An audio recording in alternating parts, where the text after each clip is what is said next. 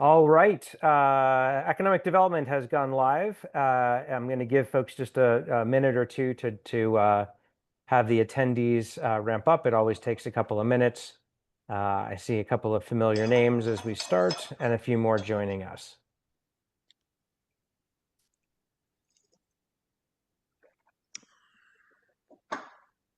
Okay, I'm going to call us to order at 7:07 p.m. On July 17th for our July Economic Development Committee meeting. I will start with roll call. Karen Gall, Present. Krishna Kumar, Present. Frank Chauvin, Present. Howard Kurtzman, Present. David Martin, Present. Tanya Shand. I do not see her. And Ian Hawksworth had emailed earlier saying that he was out of the country and unable to join, but we do have a quorum, and so we are off and running.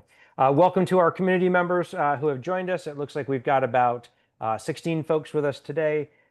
We've got three primary agenda items, plus we've got an update on an old business item, and then a new business item that has been previewed in our just pre-meeting. The three primary agenda items are going to be one, a brief update from Mike Wagoner on the U Street area bid. We've been talking about that since February, and so Mike and his team have also been working hard in the background, and we'll get an update tonight from him. This will be a briefer update just to manage expectations, with then the expectation that he and others will be back in August for a much deeper dive.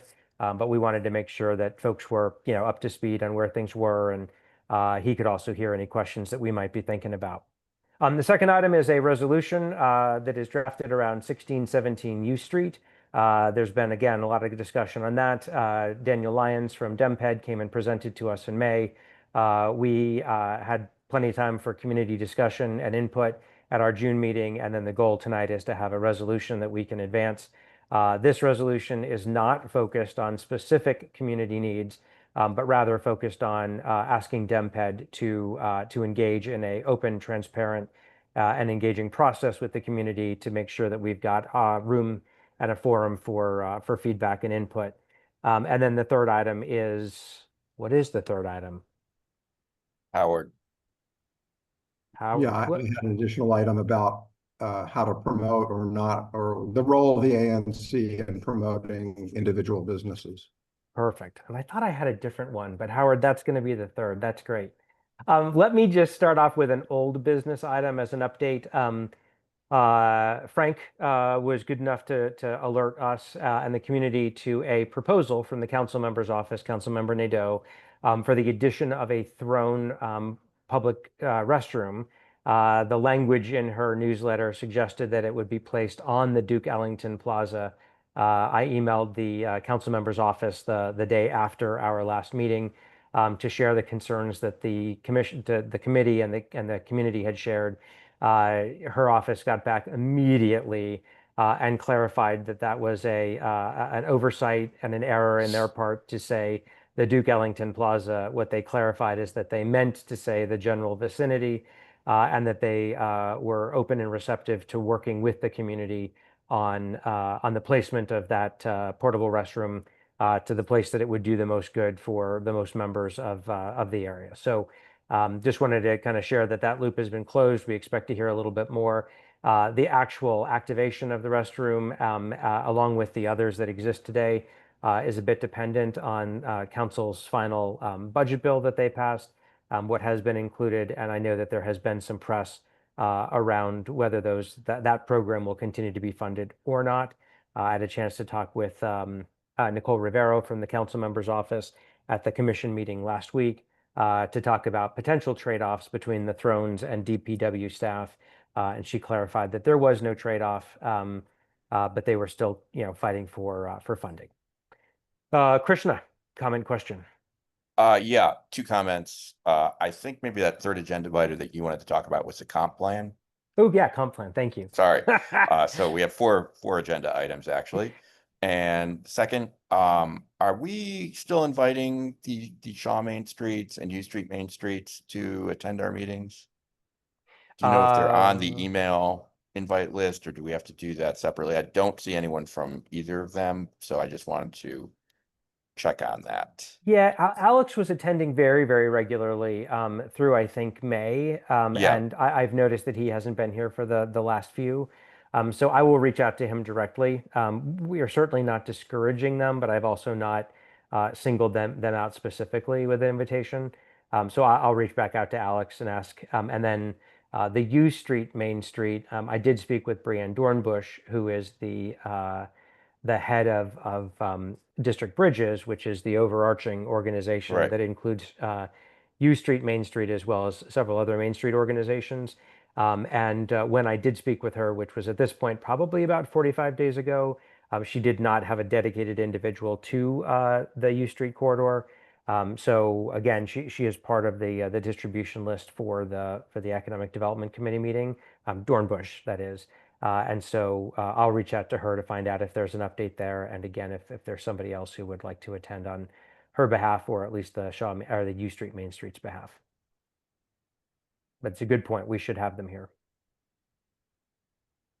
Frank, I see your hand. Yeah, I'm just iterating Chris's point that there seems to be some understanding that District Bridges is not will be removing their name from the Main Street program. All right, they don't just discontinue; they have to, I guess, file with the DSLB, District Small Business. Does anyone help me with that? The acronym DSLB that oversees the Main Street and the bids. That they have to file actively to say they will be removing themselves from the program because they have been appointed, and until such time they are actively removed because of negligence or actively removed by a process, or they self-remove, they are continuing as the de facto grantee of the 6 or 7 main streets that they oversee, including, Lower Georgia Avenue, U Street, Columbia Heights, Logan Circle. I think there's a DuPont in there, and I think there's one more that's missing.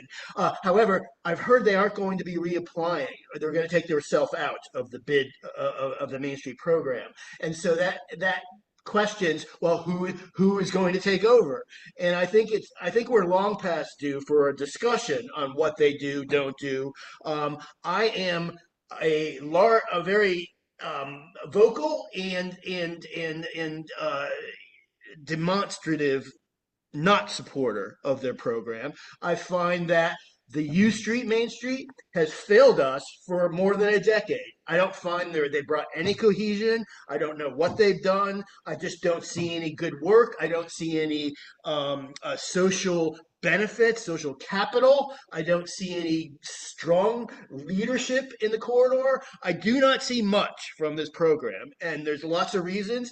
And I may be coming back to the table with some pronouncement of this perspective, but I think at a minimum, I'd like to see the District Bridges director coming and answering questions for us on this, because I don't know what's going on. I don't know about their not, I don't have this hearsay from a meeting, another ANC meeting that pronounced their decision to retract themselves from the program, the Main Street. So I just think I would like to see and ask and extend, if it's all right, and request that you consider inviting Ms. Dornbush to our next meeting for some questions. Great. I think that's an excellent idea, and I think your points are well taken. Patrick Nelson, who may have been part of the meeting at which that announcement was made, has raised his hand. Patrick, you should be able to speak once you unmute yourself. I just want I won't argue with what Frank said, because I'm not sure that I'm aware of that process, but I was in a meeting where the council person said that District Bridges is not reapplying. There's an applying or application, or they have to re-up themselves. And maybe that's what Frank's talking about, but they have already made notice that they are not going to be doing that. with the new round. So she said that she had somebody in mind that she was thinking of transferring that to, but she did not divulge that information. Okay. Thank you, Patrick. Here's what I will do. All points well taken. We regularly engage with Alex Padro, as he's also an ANC commissioner and chair of 2G. But I will reach out to him and extend an invitation to come back and also just kind of have a conversation with him about the types of services that he's currently offering in the Shaw Main Street, so that he can be prepared to share that kind of information with us. I will also reach out to Brianne Dornbush and extend a similar invitation, but also I think get a little bit of background on where things are headed with her.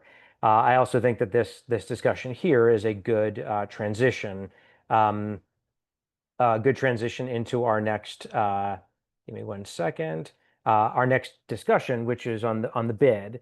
And I think that one of the things that many of us may have felt over the years is that a lot of the things that we were hoping to see in terms of services and support delivered to the U Street corridor had not really been delivered by the Main Street programs. And so as we started to learn more about the bid program, as we started to, give me one second, I'm just trying to find Mike Wagner here so I can promote him. Matt, before you um just stop stop on this topic, I Yeah. also, because I actually did a deep dive analysis on what the main streets, the had programs have been doing for the Shaw area as well as the U Street area, and they both have been negligent. There we have not, I mean, there's been a consistency in regards to complaints as to what has been going on, and it always goes back to whether or not, because I had tied all of that to public safety, Yep. because dirty streets is, and it definitely adds to a public health and public safety issue.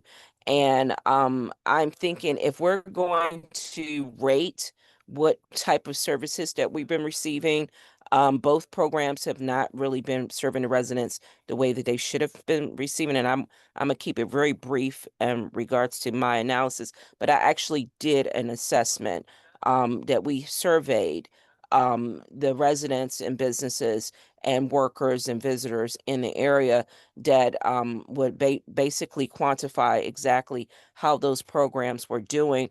And we contacted the head of the Department of Business and Licensing, who is supposed to oversee those programs. As opposed to having the actual grantees, I think it would behoove us to have the director of the Department of Business and Licensing come in and talk with the ANC to see what it is that they're going to do in regards to listening to the commissions and serving the area. I think that would be the better ask in regards to having someone talk about this, because that way we can see if they one have done an analysis just as I have, to know what the needs are for the community and to make sure that they can service it under the government programmings that is supposed to be offered, as opposed to constantly passing a buck and not funding the programs as well as they need to be done. So that's my thing. Thank you. Yeah. No, Karen, I think that's a good idea. Two things. One, I've heard the same assessment that you kind of shared and that Frank shared. We heard from many of the business owners in the area in terms of the effectiveness and the type of support they were getting, or rather not getting, from the Main Street programs. So I always like for people to be able to be present to defend themselves, but I think at this point we've now heard it from enough places that we can draw a reasonable conclusion. I do like your idea. I'd like the committee to weigh in very quickly about inviting. I think it's the Department of Small and Local Businesses. Rosemary, yes. But I think, I mean, I'd like to get the committee's thought on this, but I think that's an excellent suggestion, Karen, to have the department come and talk with us about the program, its intended benefits, and what kind of input the commission can be providing, given some of these potential past failures. Yeah, her name is Rosemary Sugg. Perfect. I will email you afterwards to make sure I got the right name. Frank, Howard, Krishna, David, thoughts on inviting her to an upcoming meeting? Okay, thumb up. Yeah, I'm not unsupportive. I think it's a good idea, but I also find our information funnel missing from U Street, and I agree. and so I'd like also to hear from Miss Dornbush if we could extend. Great. Yeah, both Oh, programs, I agree that both programs should be there, but I think we should have a solution driven approach as opposed to listening to what we already have witnessed that didn't happen. But I think we need to see something that is going to build towards the community getting the actual services that we need consistently. yep, I think that's great. All right. Got it. All right, so let's dig in. Mike Wagner's here. Mike, I think you're on the phone as opposed to video. And so I'm going to look for you to guide me a little bit in terms of putting up your slide that has the geography. Many of you may remember Mike from his presentations in both February and March. He is with Quadrangle Development. They just completed the Langston development, which is on 7th Street, just south of T, between T and S. And so Mike is here to give us an update on their efforts on the bid. Mike, before I turn the floor over to you, I just want to recap quickly to the group. You may recall that that there were some discussions back and forth about a north-south orientation of a bid versus an east-west orientation of a bid. And so Mike and his team have been working hard with all the different stakeholders to align on that and to agree on a geography. And then they've got a whole bunch of work ahead of them. The DC rules do not allow the submission of a bid application over the summer, so they'll need to wait until October 15th, just so that folks have kind of a general sense of the action that can and can't happen between now and October 15th. But Mike, I will turn this over to you and just tell me when you want me to put the map up. Great. Thanks, Matt. Appreciate the opportunity to speak at the committee hearing tonight, for everyone for being here. Can you hear me okay? Just wanna Loud make and sure clear. Okay, great. Yeah, I am on my phone as I navigate softball practice with my daughter here this evening. But so yeah, Matt, please go ahead and share the map that I sent your way this evening. Yeah, that's a good recap on the geography. We'd initially started in a north-south orientation that proved to be unfeasible for several reasons. Not the least of which was business community feedback on the preferred corridor being east-west. And so as you can see from the map now displayed on the screen, this is the map that we're going with. I would say the map is not 100% final, but this is the map that we'll be pursuing during the petition drive. And then kind of the changes will just be around the edges as we navigate the 25% of all parcel owners on the dotted line, and well as 50% of assessed value. So, and then to recap, the east-west orientation was supported by the business community because that's how they see the corridor. It aligns with Council Member Nadeau's vision of the neighborhood and does hew fairly closely to the map that was proposed for the Neighborhood Management Authority. So this is an alternative and distinct from that, and they're not related. And I guess the one thing too is that with the one of the challenges, and I think what's delayed the implementation of a business improvement district in this area is that it's a relatively low density neighborhood. And so you really have to hew closely to the commercial corridor to balance the assessed value versus the number of parcels in terms of kind of your path to approval. And also you have to just be careful about not overextending the service area and making sure that you can provide a critical mass of services in the area that you're servicing.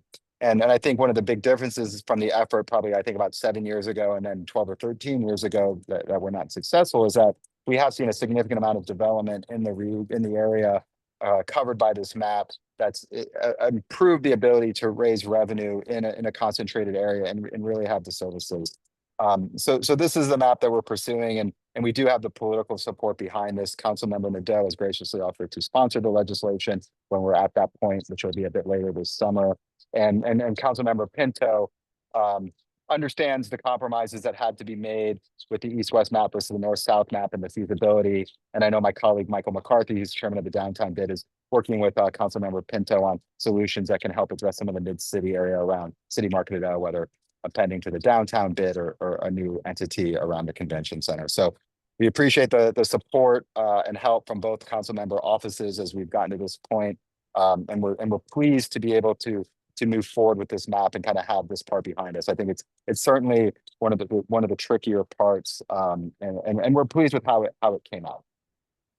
So this is the map, and then to kind of get a sense of the financial impact here. So if you were at some of the previous conversations, you may remember that one of the targets that we had for kind of viability was, being really able to raise about 1.2 million in annual recurring revenue on an existing basis. I think there's certainly other sources that we can pursue through foundation grants, safe corridors grants through the district.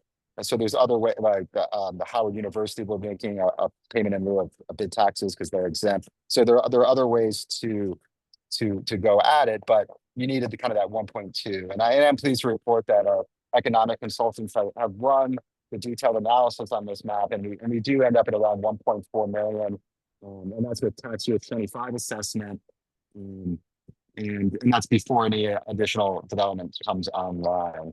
And in terms of tax rate, that's about a 16.5 cents per $100 of assessed value on commercial properties, retail and office, and then $120 per hotel or apartment unit. But we don't have any hotels in this map. And then the bid relies primarily on the assessment from the property owners within its borders. So there will be no performance parking revenue allocated or taken by the bid. That will remain in the city and fund city obligations. So that the performance parking revenue solely a neighborhood management authority thing, and again, and the bid will rely on its assessments, and then foundation and other types of grants to fund. So in terms of the services to be provided, just to give a brief update on that, is we're hewing very closely to a traditional bid framework. It's focused on place management, place marketing, place enhancement, and economic development. And I think also to neighborhood advocacy and communications.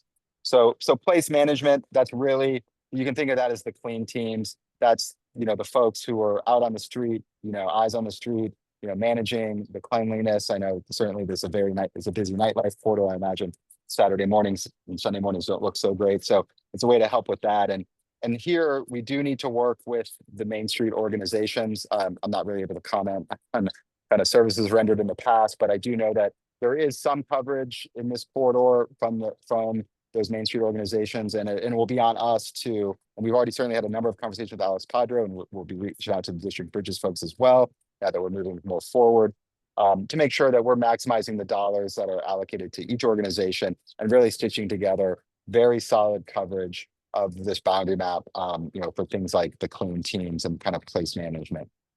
From a marketing perspective, this is certainly doing things like advertisements. I know we've talked about signage, banners, just really kind of marketing and branding this great neighborhood, and putting some money behind those efforts, and really establishing a sense of place there. And then place enhancement, that's really capital investments in the built environment. That could be things like tree boxes, security cameras. There's a lot of ways that we can harness dollars and reinvest them in the place, because I know that the point was made earlier that dirty streets, it just leads to a lot of other things, kind of like that, the broken windows theory, that we want our best foot forward because it shows that people care about the neighborhood, and then other people will care about it too. And then economic development, obviously local business support, local business development. And obviously I think that the Main Street organizations are certainly really focused on this, and I think we're looking at ways that we can provide grants either through the Main Streets or directly or other else, but we will have line items for economic development and business support here. And then while it's not specific, in terms of capital dollars kind of going into the neighborhood or into the place, I think neighborhood advocacy and communications is a critical role that the bid will play, just in terms of communicating through local businesses. I mean, obviously you have, methods through your own committee here, but so kind of neighborhood advocacy, and really just as kind of using the bully pulpit to really, demand what the services that the district agencies should be providing, and then make sure that we're getting what we need. Because it's interesting, you talked to Commander Pulliam in the third district about what goes into a typical night on U Street, and there's just so much coordination. And we know that, one of the issues in the neighborhood over the last few years is making sure that we're getting the services that our city taxes pay for. And so I do think that the neighborhood advocacy will be an important role. And then the communications conduit for the neighborhood, between the MPD, between the district agencies, between the business owners and property owners and residents. So, yeah, and in a nutshell, those are the services that we're going to be providing. I'll certainly be able to do a deeper dive on that next month. We'll bring our full business plan and walk you through it. As that's, we're getting pretty close on the business plan, being done. And then quickly, I just wanted to touch on our timeline. Matt mentioned that, the DSLBD window is closed through October 15th for submission of a bid application. I think that's fine. I think that works with our timeline. Because one of the, and we're very close to having the requirements for the most part. Of course, the big one now is the petition drive, and we really expect to kick that off in earnest next month. We're getting the steering committee members. We have 9 groups, including Quadrangle and Howard and others involved. And we'll be over the next couple of weeks getting that petition together, forming the bid corporation, getting the steering committee signed on the dotted line. And then we're also engaging Brick and Story for stakeholder engagement and identification. So there'll be a real push out in your neighborhood and community engagement and selling the bid beginning in August. And while we do have a pretty good concentration of the assessed value and the parcel ownership within the steering committee, it is not a slam dunk by any means. There is going to be an advocacy effort, an outreach effort. We do have to make our case in the community and get a good number of parcels and assessed value to really stitch those together. We feel good about the existing base of support. We feel good about the path to approval in August and September, such that we will be in position to submit our bid application in October. But there is some work to do, and we'll certainly, at our update for your committee next month, we'll be able to provide an update on where we stand relative to those percentages and kind of detail kind of the more specific aspects of outreach that we're ongoing. So again, the goal will be to get that application submitted in the second half of October. And then DSLBD has kind of 3 weeks to respond to our application and to schedule some public hearings. And then in the meantime, we'll be, working with our attorney to introduce legislation. So yeah, we'll be up and running we'll be up and running here in a few weeks, and really transitioning now from the feasibility phase where we've been into the last kind of 12 to 18 months and determining the viability of the bid politically and economically. We feel we've satisfactory. I think we feel that we've proven that out to ourselves. And now the next phase will be on implementation and doing the mechanical steps necessary to get the community's support and put the bid in place. And so the goal, which is ambitious, is to be up and running by March of 2026. Great. And yeah. Yeah. So Mike is going to be back. Mike is going to be back again in August with a lot more detail. Frank, I see your hand raised. Mike Wagoner, there was another question in the chat that was, and again, this might be something that's easy to answer, it might be more complex. Somebody asked the question, going north on 14th Street, why stop at Florida and not go one more block north, where there's fairly high density? And I imagine that there's all sorts of negotiations that take place about what's in and what's out of the borders. But I don't know if you've got a quick answer to that particular boundary. I do not have a quick answer to that. I think it's a question that gets asked pretty much on the last block of any of the boundaries. I can go back to the map and look at that more specifically, but I think there's going to be a point that you cut it off, and I don't know that there's going to be necessarily a satisfying answer. But I can go look at that block specifically and see if I can offer something more specific other than the boundary has to stop at some point. But the concerns that we're trying to manage are, being inclusive enough of the commercial corridors, managing the approval process, not stretching the boundary too thin, or the map, not stretching the services too thin, because we all be on the smaller side of a bid. And then, so those are the main concerns. And then also kind of just looking at main intersections. I think the same argument can be made around T or S Street on 14th Street going south and, 15th, 16th, 17th going west. But I will look at that specific northern boundary and see if there's something more specific other than it stops. That sounds good. Frank, I'm sorry. no worries. Frank, I see your hand is up. Yes, thank you, Mike, for this. It's exciting, and I say to anyone I come in contact with, we're closer to a better future than we have been for a decade, maybe 2 decades, maybe 3 decades here in the corridor. So thank you and Quadrangle and your team for all this effort. Everybody in my neighborhood's very excited. Few questions. What dedication from a bid that's pending here for U Street. What type of commitment could be provided to policy changes?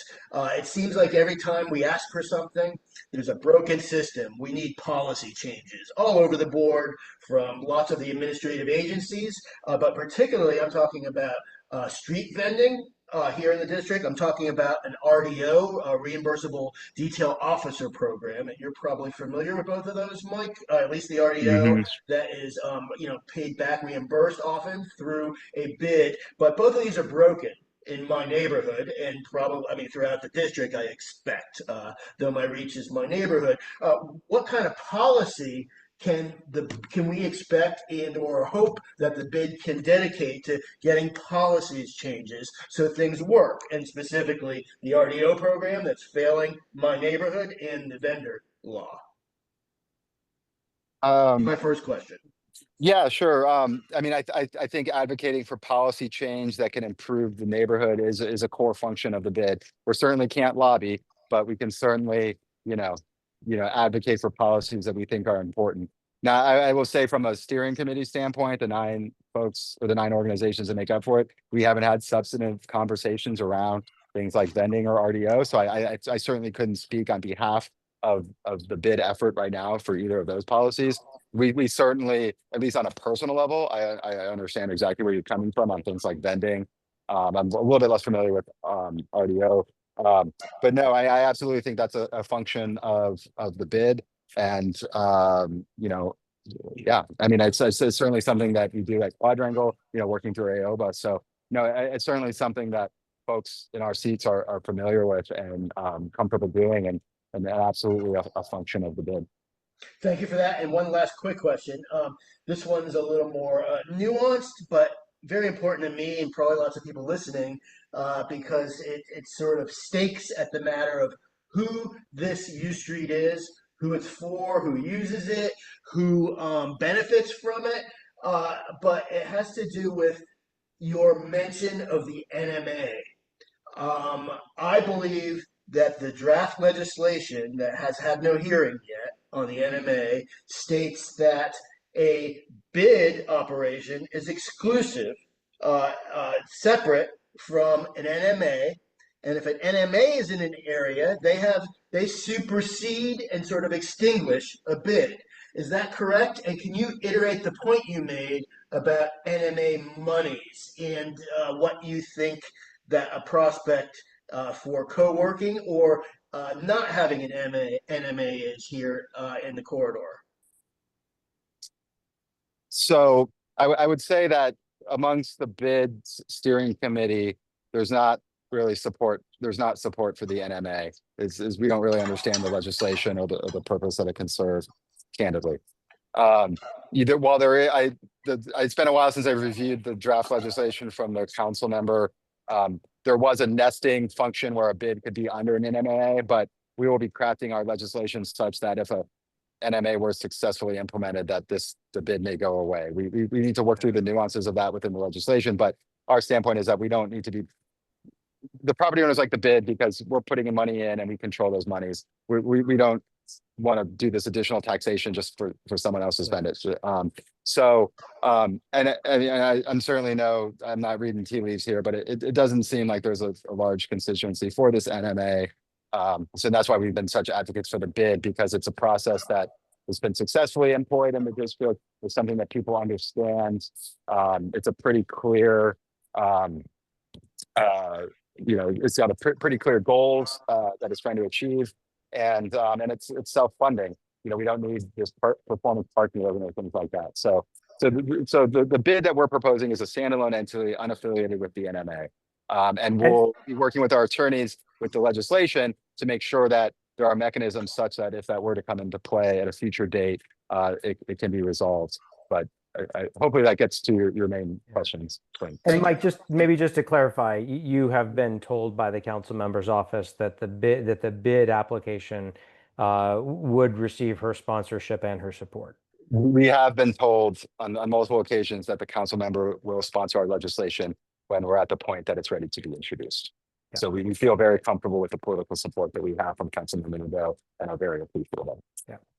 And Frank, to kind of maybe a separate line of your question, I think that we, and I mean specifically this Economic Development Committee committee, needs to work with the council member's office and perhaps through David Meny to understand how we are able to then kind of retain the performance parking dollars that are generated in the U Street area, so that they can provide some benefit to this immediate area. Right? It would be missed opportunity, I think, to have those dollars generated locally, specifically to support business and business development in this area, to only be kind of put into the general fund.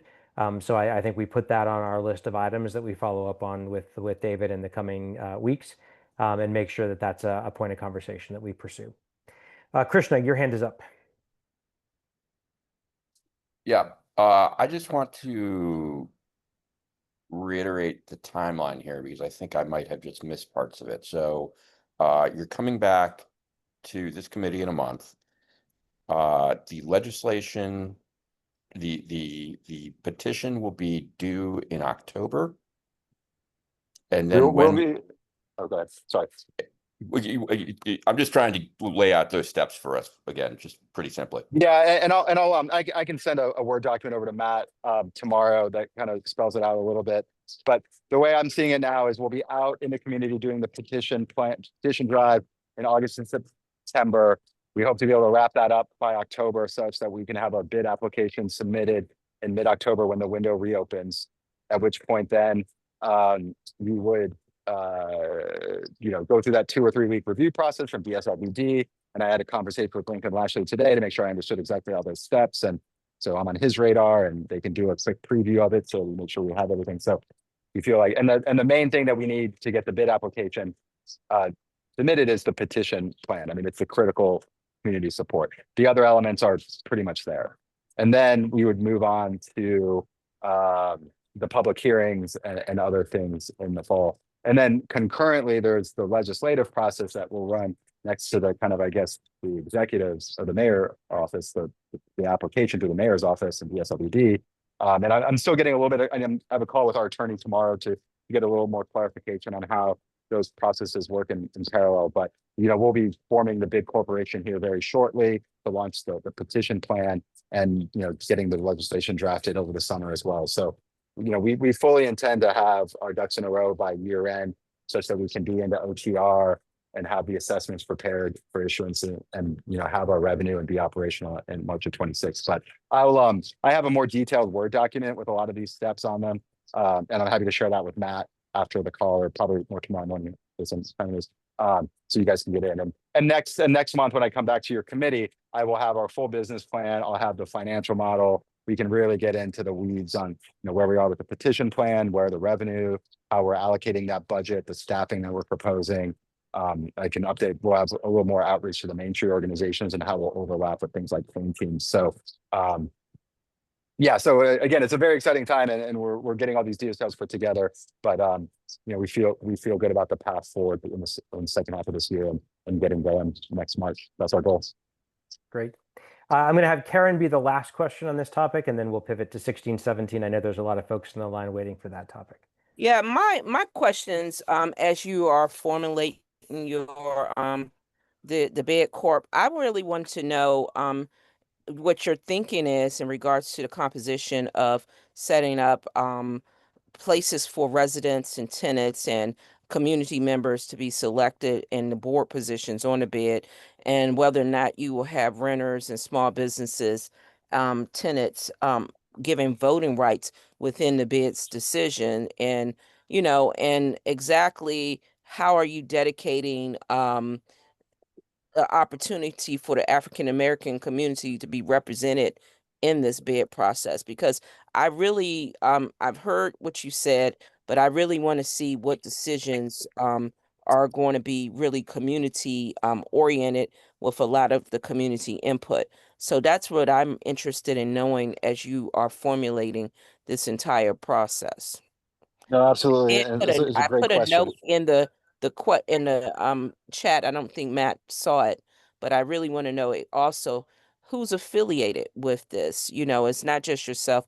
I want to know all the people that is affiliated with this. If you're going to do a write-up, we've asked for these type of things before. I would like to see that information provided as well. Thank you. No, happy to do it. So the steering committee is made up of Howard University, IMP, which operates 930 Club, Lincoln Theater, the Anthem, JDG Smith, a large apartment owner, Bernstein Management Corporation, FLGA and Lowe, which are working with Howard, Equity Residential, 4 Points, which owns Progression Place. We've got probably going to leave some out. Community 3 Development, which has been redeveloping the Grimke School. So we have a broad base of property owners and at least the one local business and IMP on the steering committee. But that's certainly not the extent of the board. We have not gotten into the substantive conversations about the specific size of the board or executive committee, but we know from other bids that we're modeling our operations on that board will likely be something like 17 to 21 members with a smaller, probably 5-person executive team. That board will be made up of a composition of the property owners that are forming the steering committee, or like folks like Howard, which I guess is a stakeholder property owner. There's a lot of things. But no, the full intent is that board will have a mix of the community, from cultural institutions to business owners to residents. I can't speak specifically to allocations or to the format with which we will seek folks who are interested in participating. We're just at the beginning of forming the articles of incorporation and bylaws, but it is absolutely on our plate. We're engaging with Brick and Story, a local organization, a local business that does a lot of stakeholder engagement and things around economic development. They are going to be helping us, making sure that we're doing a deep dive into the different stakeholders in the community, such that we can have that representation, because this will not be a successful organization if we're not of the community and responding to the community's needs. So I apologize if that's not enough specifics right now. We're getting into it, but it is a focus of us, and I know we'll make sure to address that more specifically when we're here next month.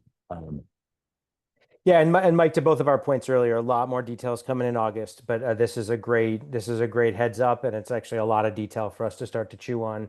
And I think you're putting together a lot of tangible information for people to be able to digest and respond to. All right, Mike, thank you. We'll let you get back to your daughter's game, and good luck with that. Thank you very much, everyone. We'll talk next month. Sounds good. And then we're going to transition now to the, give me 1 second. Yep, great. We're going to transition to the 1617 document.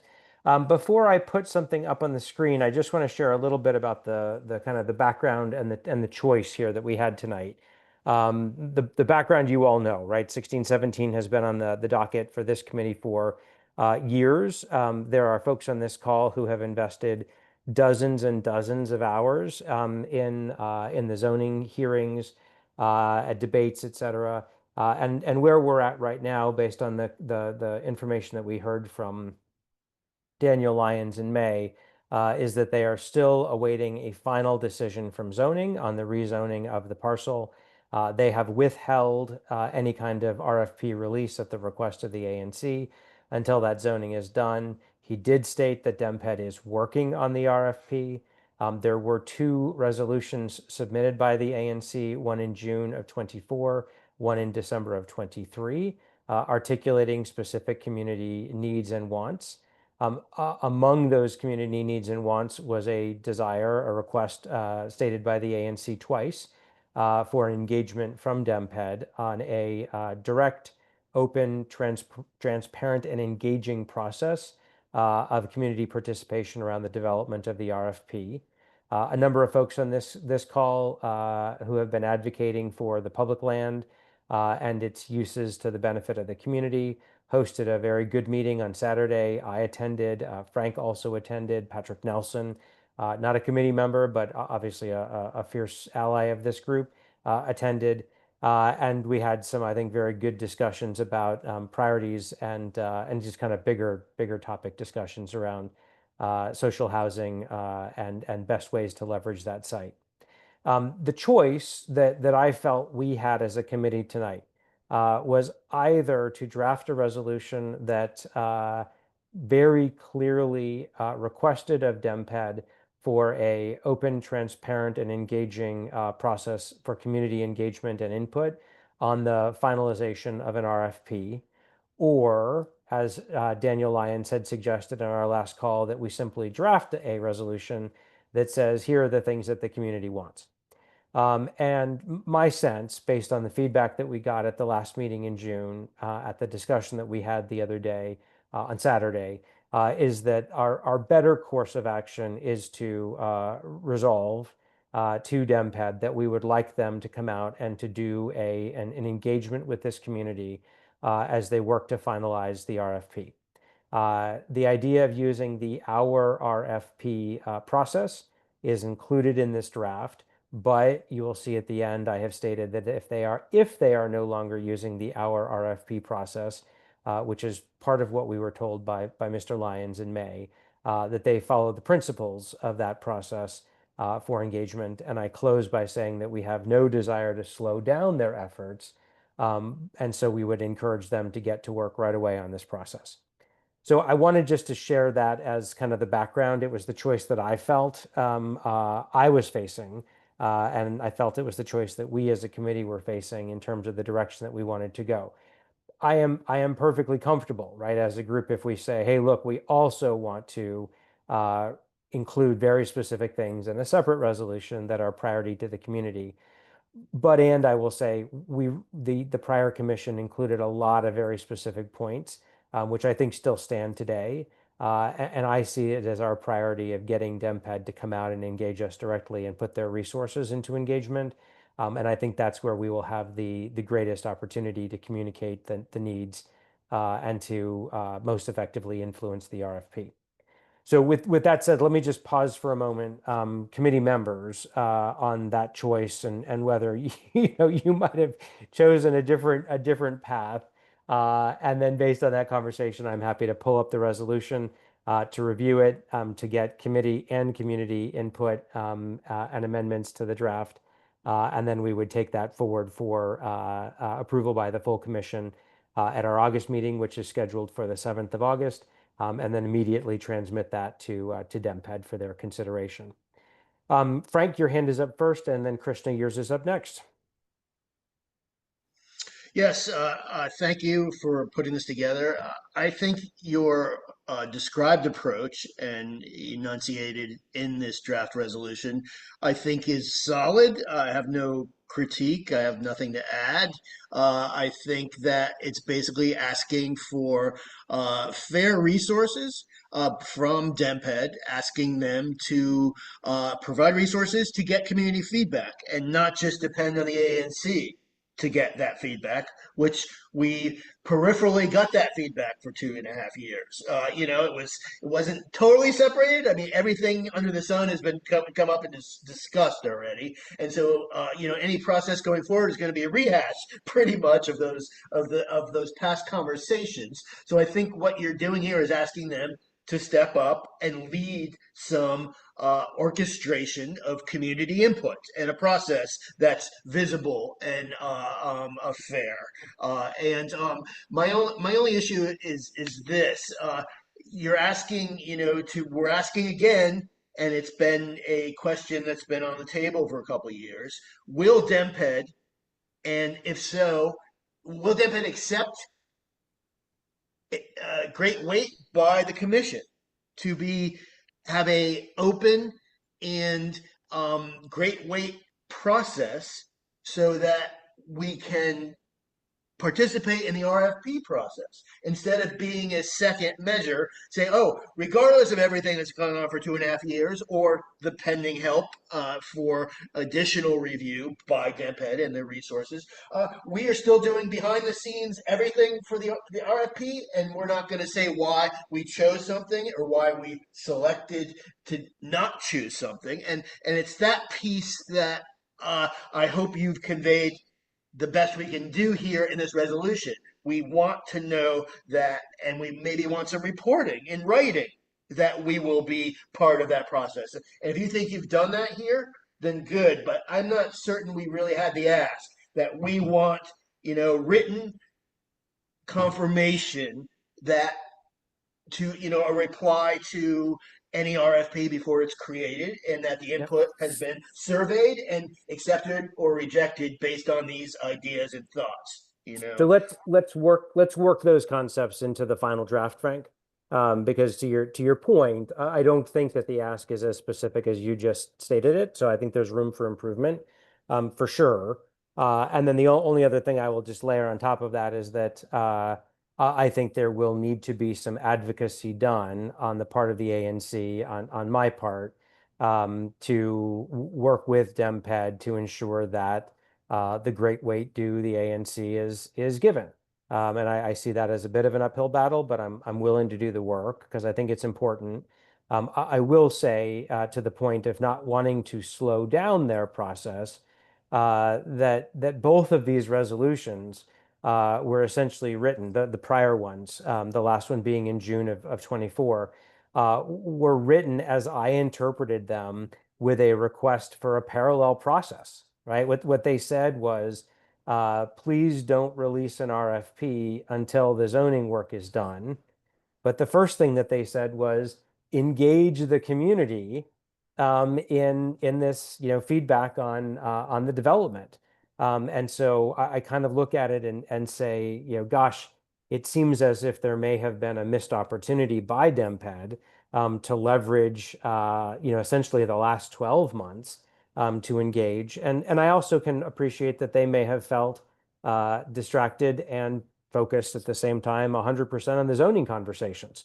But I think that, all of that notwithstanding, what we're asking for now is that engagement on the RFP. And I appreciate that we can improve on the language to make it more precise and more action oriented. And I also believe it's going to require some advocacy on our part to get that attention and to hold it. So all good points. Krishna, you're next, and then community, if there's any comments, and then we're going to definitely turn into the language itself. Can everyone hear me? Yes, we can. Okay, so really you prefer that we sort of preserve more specific comments on the language in a few minutes, right? Yes. Okay, so I think it'll be more productive. Okay, then I'll just be very quick and just say, yes, I think the way you were saying it is absolutely correct. When we had written those resolutions, we certainly had hoped that we would have another shot at talking to DEMPED before the RFP was issued. The reason for that was, as many of you would remember, during the 16-17 process, a lot of issues came up that basically were just new to us when the RFP came out. And issues like where the entrances would be moved from U Street over to V Street, parking, this hotel concept. A lot of these things were introduced there, and we didn't really have a chance to talk about it. So that was really the purpose of doing that. Yeah, I think that's good context. And Krishna, I don't think it just applies to 16-17, right? I mean, any one of these projects, there's such a steep learning curve, that I think it's a disadvantage to the community to not have a couple of opportunities for input at the various stages that these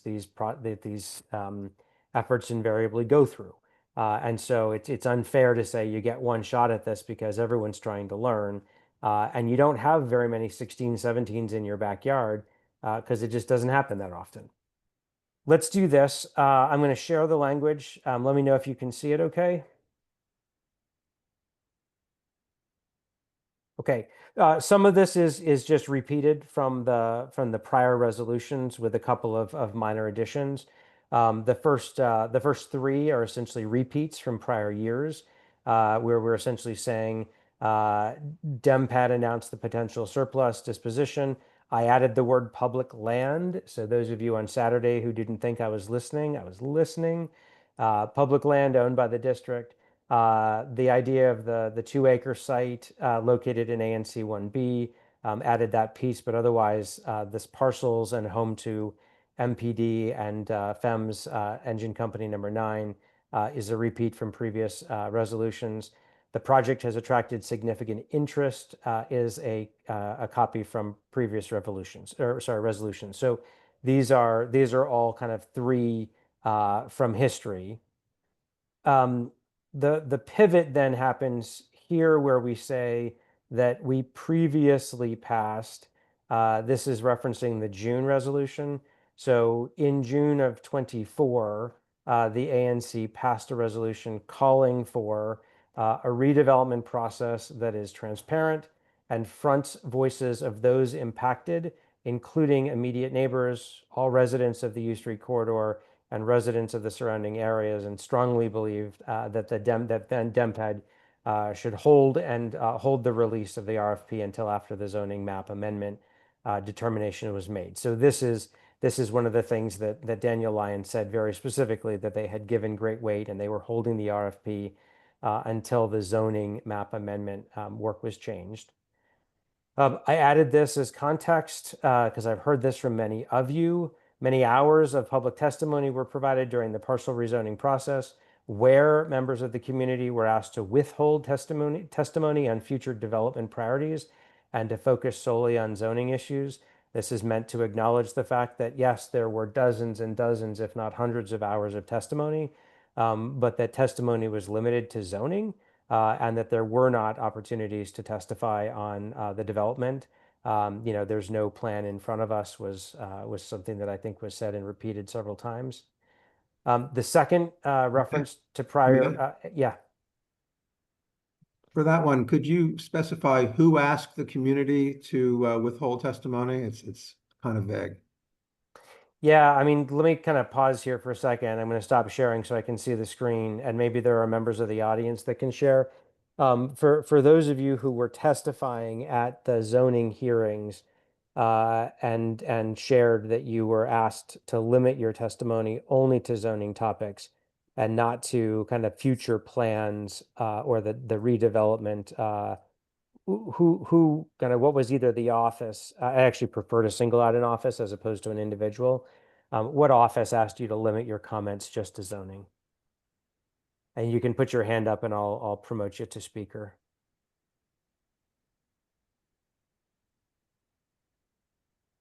Or Matt, alternatively, you could take out the "were asked" and just say they were limited to testifying about such and such, so that you're not blaming somebody or some office. That's fine. Debbie Hanrahan, do you want to just kind of maybe share insight on that point? You might be muted, Debbie.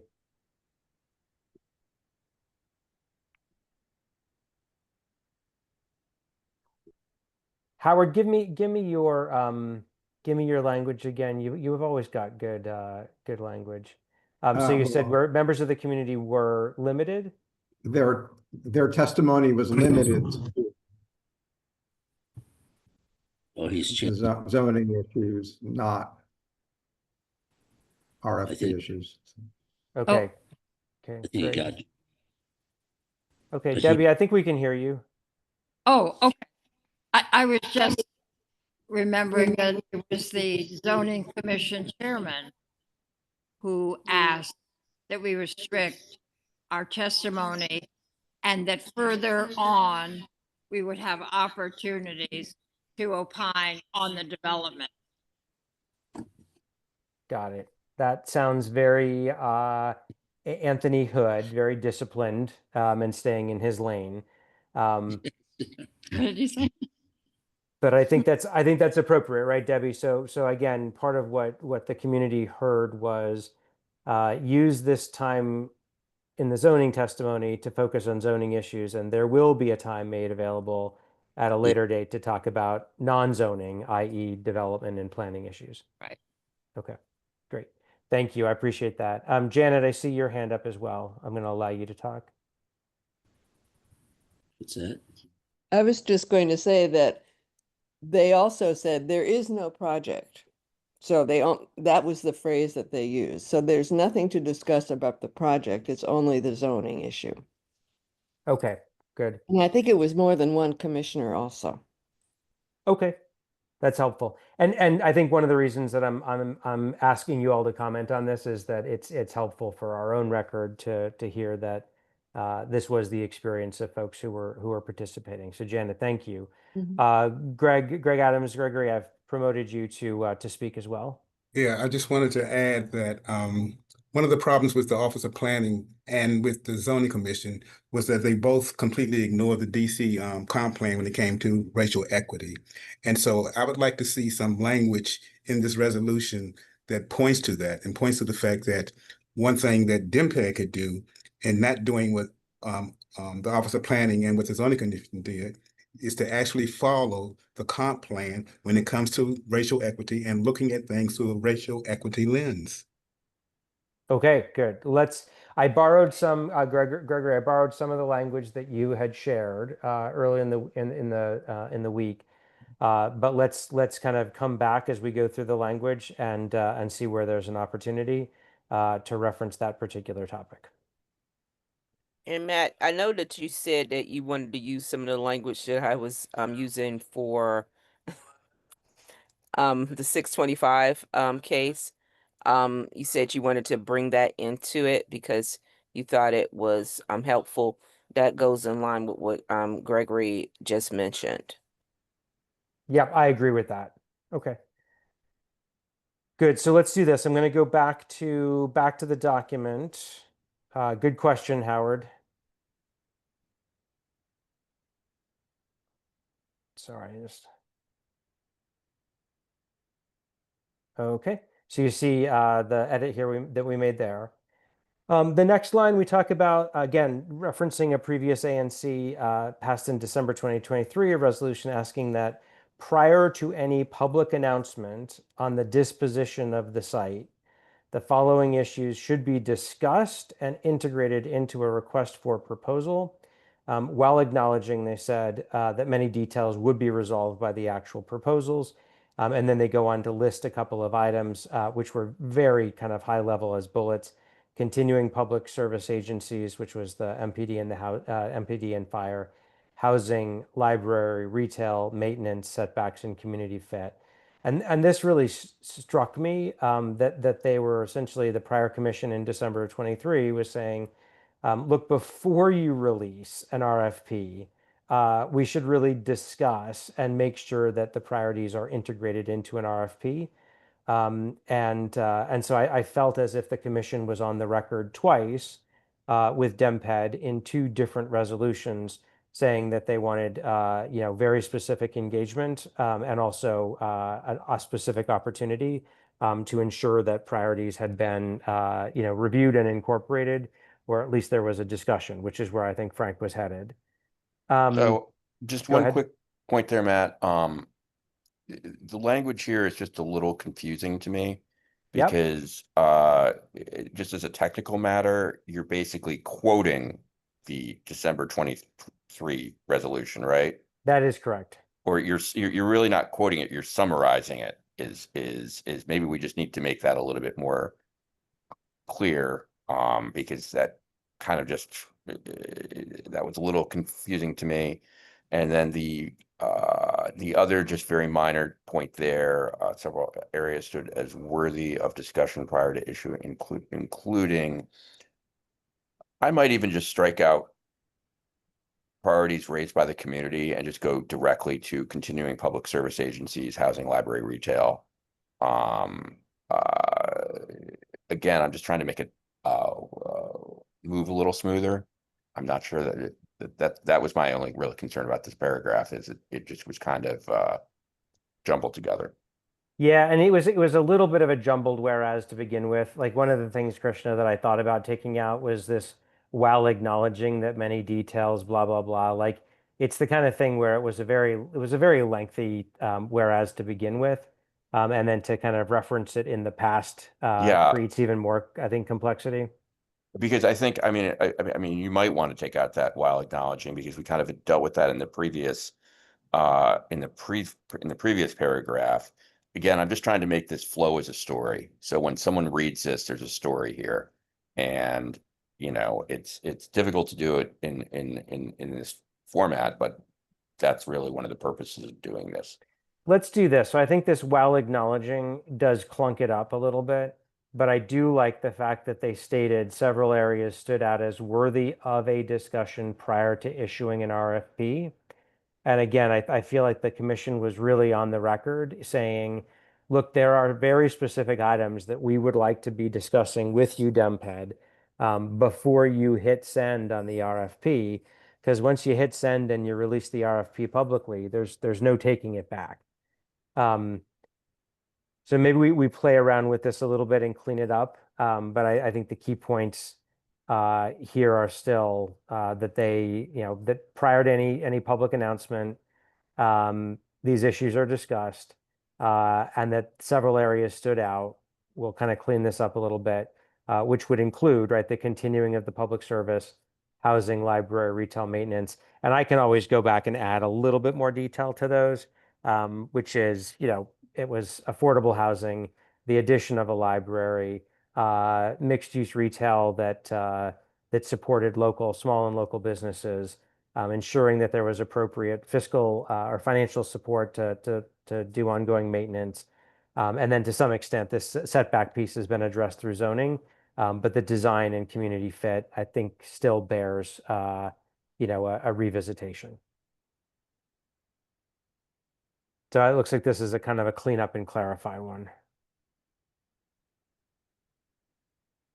Okay.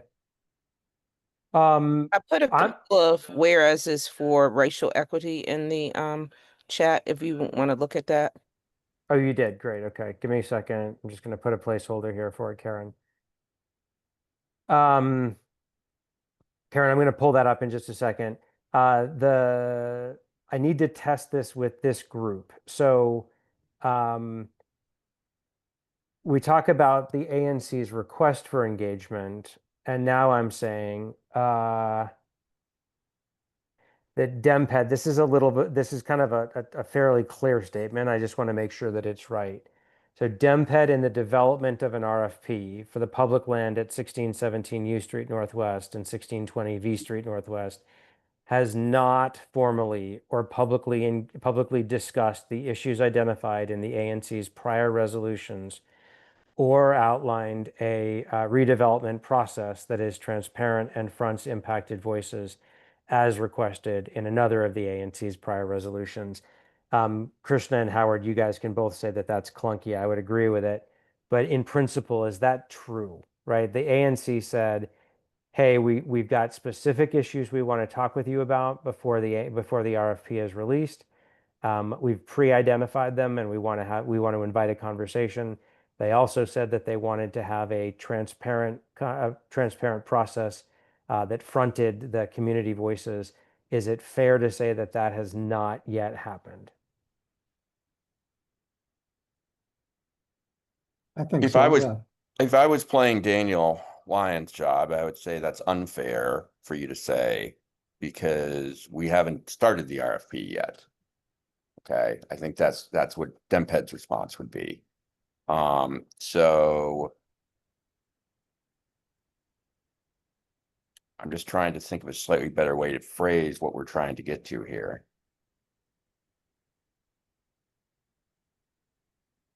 We'll come back to Karen's language here in a second. I think it's just fair to say that, we haven't, there hasn't been any process put in place yet to do this. We understand that, we had previously asked, don't do the RFP until after the zoning decision is done. Zoning decision is not done, but we still haven't seen a process to start to discuss these issues that we identified. Yeah, I think I like that, Krishna. I think that's more, on one hand, it's a little bit more respectful. It also gives them the benefit of the doubt that they haven't really started the process yet. And so essentially what we're saying to them is two things, right? One, we've asked for these things and we just want you to know that we're serious about asking for them. And then the second is let's work right now in this moment to get this process up and running so that you are engaging the community in, a transparent, open discussion that blah, blah, blah. So Yeah. I think that's a fair, I like the hint of that better. Okay. I'm taking a quick look here to see whose hands are still up. Janet and Debbie, your hands are still, I think they're still up from before. If you have them raised, leave them up. If they're just left over from before, just put them down, and I'll come back when we've got questions. Okay. Karen wrote up here. Whereas the disposition of valuable public land represents an opportunity to address is it historical or yeah, it is historical inequities by ensuring that development benefits flow to longtime residents and that anti-displacement measures are built into any development framework from the outset. Let me go to, gosh, I hate trying to do this you just have so many things you can't do. Gregory, I'm coming to you. Hold on a second. Gregory, allow to talk. So Gregory, when you unmute yourself, you'll be able to talk. Let's go back to Karen's additional language in light of what you had said. It looks like what she put in the chat is everything I was talking about. I was trying to copy and paste it out of the chat so we could put it in the question and answers, but it doesn't work. But yeah, I think some of this language is exactly what needs to go into the resolution. Okay, great. Good. So Gregory, if that makes sure that that addresses that piece, Janet's hand is back up again. Allow to talk. All Yes, right, Janet, there you go. both the planning office and the zoning commission admitted that they had not applied a racial equity lens. And I mean, I would like to see that in that whereas. I totally think that racial equity deserves its own whereas, but it just infuriates me that Hey. they admit that they didn't do it. No. What's going on? What? You rushing me? No. Oh, sorry, Greg, you're not on. I'm going to mute you, Greg. Okay. So we've got this kind of question from Janet, racial equity.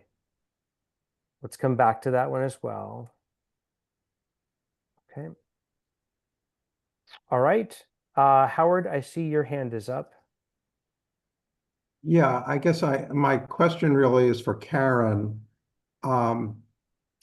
Historical inequities and then longtime residents. I take it that that refers to longtime residents of African American background. And if that's the case, shouldn't we just say that directly? And that's why it is useful, I think, to use the term racial equity lens. So rather than dancing around what we mean, let's be clear. I was wondering what you thought about that. Well, those were the whereas clause that I had previously. I was just pulling them from my document. But of course I didn't take it through your wordsmithing that you do so beautifully, Howard. So I of course I just was plugging it into the chat based on what I had previously. Could you fix it? Thank you. Well, the question is, do we want to be very direct Yes, about directness is talking extremely about? important. Some of the things Okay. if you only knew how direct I was, I did not put in all the extremely direct things that I was putting in there. I've been I'm like, okay, how should I temper this? But I agree that we need to be firm with the language. Yes, sir. So Howard, I guess you're proposing long-time African American residents and that anti-displacement measures are built into. Is that what you're saying?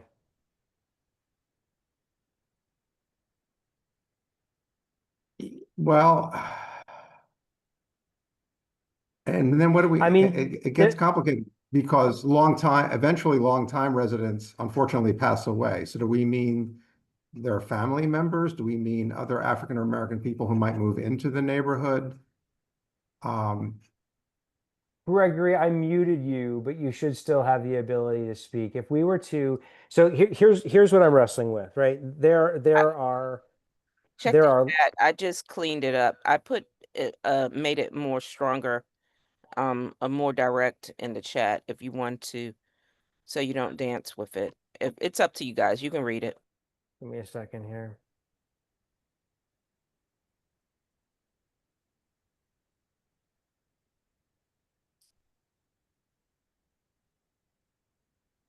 Yeah, it's better, Karen. Thank you, Yeah. gentlemen. Yeah. Okay, whereas the U Street corridor and surrounding neighborhoods experienced significant demographic changes over the past 2 decades, with longtime Black residents and Black-owned businesses facing displacement pressure due to rising property values and development patterns that have not adequately prioritized community stability and affordable housing preservation. Okay, I think that's good. Gregory, again, I want to make sure because you've been making sure to raise these points as well. I want to make sure that that's covering the bases that you've got. Yes, it is. As a matter of fact, long-term residents in this neighborhood include folks my grandson's age and others around here his age, you know? Okay, good. All right, so I think we've covered the racial equity lens. Okay. So Krishna, you went back, I appreciate it, and said, look, there just hasn't been a process put in place. That now starts to pivot us to a process. This is where we start to introduce that DEMPED has, in fact, followed a process in the past. And the process that they followed is called the our RFP process. And so we say, whereas the mayor's hour RFP process utilized by DEMPED is quote unquote intended to provide transparency throughout the RFP process, as well as accountability for delivering public benefits with the objective to promote inclusive, community-driven development of public land through well-resourced, structured engagement and public input. So that's essentially talking about the RFP process and its intended objectives. Whereas DEMPED has successfully deployed this process for at least 7 major public land redevelopment projects in recent years, and they brag about them on the website. They highlight the specific projects. Whereas the redevelopment of 1617 would benefit from the same inclusive and transparent engagement process, including multiple well-resourced public engagement events and workshops hosted by DEMPED to ensure broad community participation and input. This is getting a little bit to what Frank was talking about in terms of really pushing on DEMPED to bring their resources into this work. This is where we talked about, Gregory, this is thanks to you, right? Using the RF, it would advance racial equity goals. So there's our racial equity lens by actively engaging longtime Black residents, families, small businesses, churches, and community organizations along the U Street corridor, many of whom have historically been excluded from formal development decision-making. Can I just jump in here for 1 second, Matt? You can. I don't want to interrupt your flow. No. The whole purpose is to kind of dig into this. So I actually, again, I'm just kind of sticking my toe on that last paragraph here and I'm trying to articulate it properly. I think the problem is, let's look at the big picture. We know what DEMPED is going to say about the hour RFP. Yeah. That we don't use it anymore. Yep. So it's what we're trying to say is, well, that's great. You don't use it anymore, but there's things that you were trying to accomplish with it that you can still accomplish in this thing, and that I think that. So I guess I'm really focusing on that first part of the sentence, saying using the RFP process for 1617 would advance racial equity goals. I think maybe we could just say,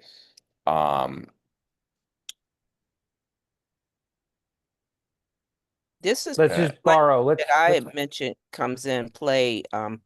The whereas meaningful racial equity development requires not just consultation, but shared decision-making power.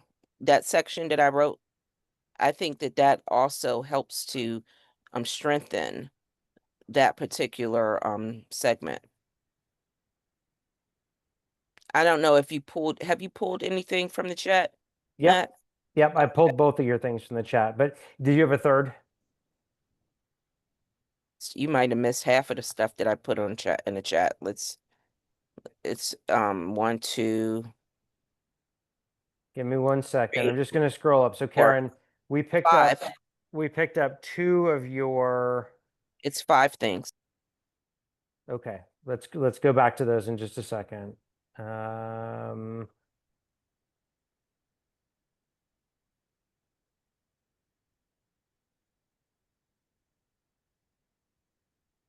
Yeah, as soon as you start sharing documents, it becomes very Difficult to see it. Yep. Okay, so let's go through this, right? So we've got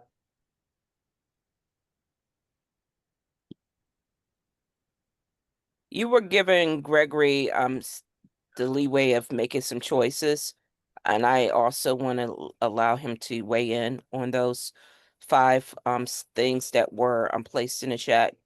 Gregory, if you can prioritize them, or if are you see we one or all, that are would we be great. proposing all of them?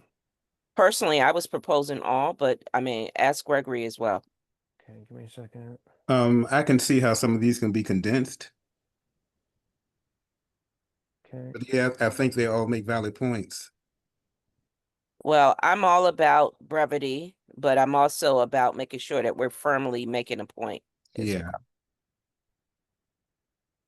Okay, give me 1 second. I'm highlighting everything here, Karen, because I'm having a hard time also scrolling.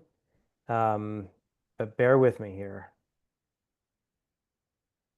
And these have been incubating for quite some time, Gregory. So, I just had to pull them out of a document, and I normally have Howard help me.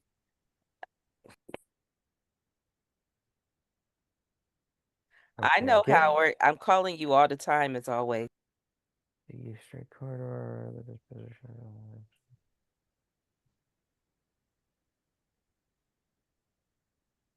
Gregory, I'm not known for making things brief, so. Okay, give me a second, folks. I'm just going to pull this back up again. I can do that.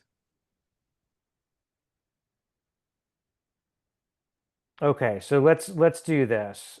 We've got Karen's proposed additions here in red. Number 1, right? Whereas public land redevelopment should advance economic justice by prioritizing community ownership models, local hiring requirements, support for Black-owned business, and affordable housing that serves existing residents rather than only attracting higher income residents. Whereas the U Street corridor and surrounding neighborhoods have experienced significant demographic changes over the past 2 decades, with longtime Black residents and Black-owned businesses facing displacement pressures due to rising property values and development patterns that have not adequately prioritized community stability and affordable housing preservation. Whereas the disposition of valuable okay, we already talked about this one. Opportunity to address historical inequities by ensuring that development benefits flow to longtime residents and that anti-displacement measures are built into redevelopment framework for the outset. Whereas public land redevelopment should advance economic justice. That's a repeat, so we already did that one.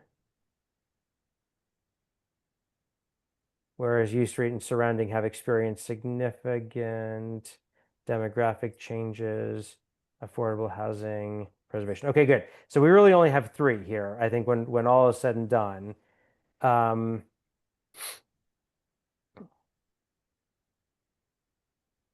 Thanks, Matt.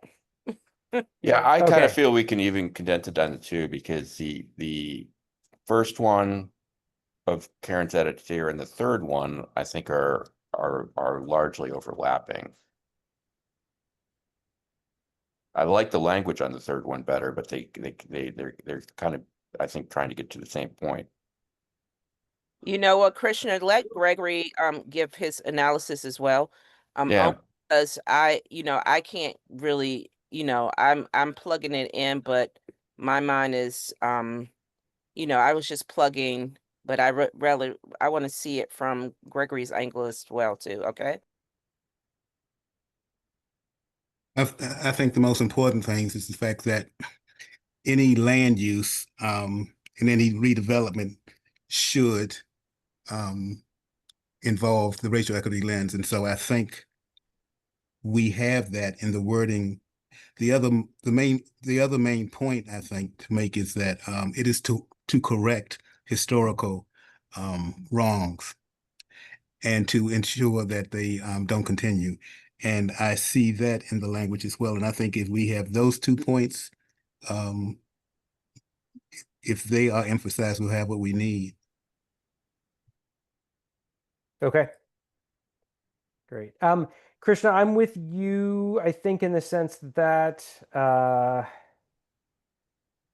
give me 1 second. I'm going to leave them all three in there for just a second, and we'll come back. How about the one that I just placed in the chat, Gregory? Does that hit the mark?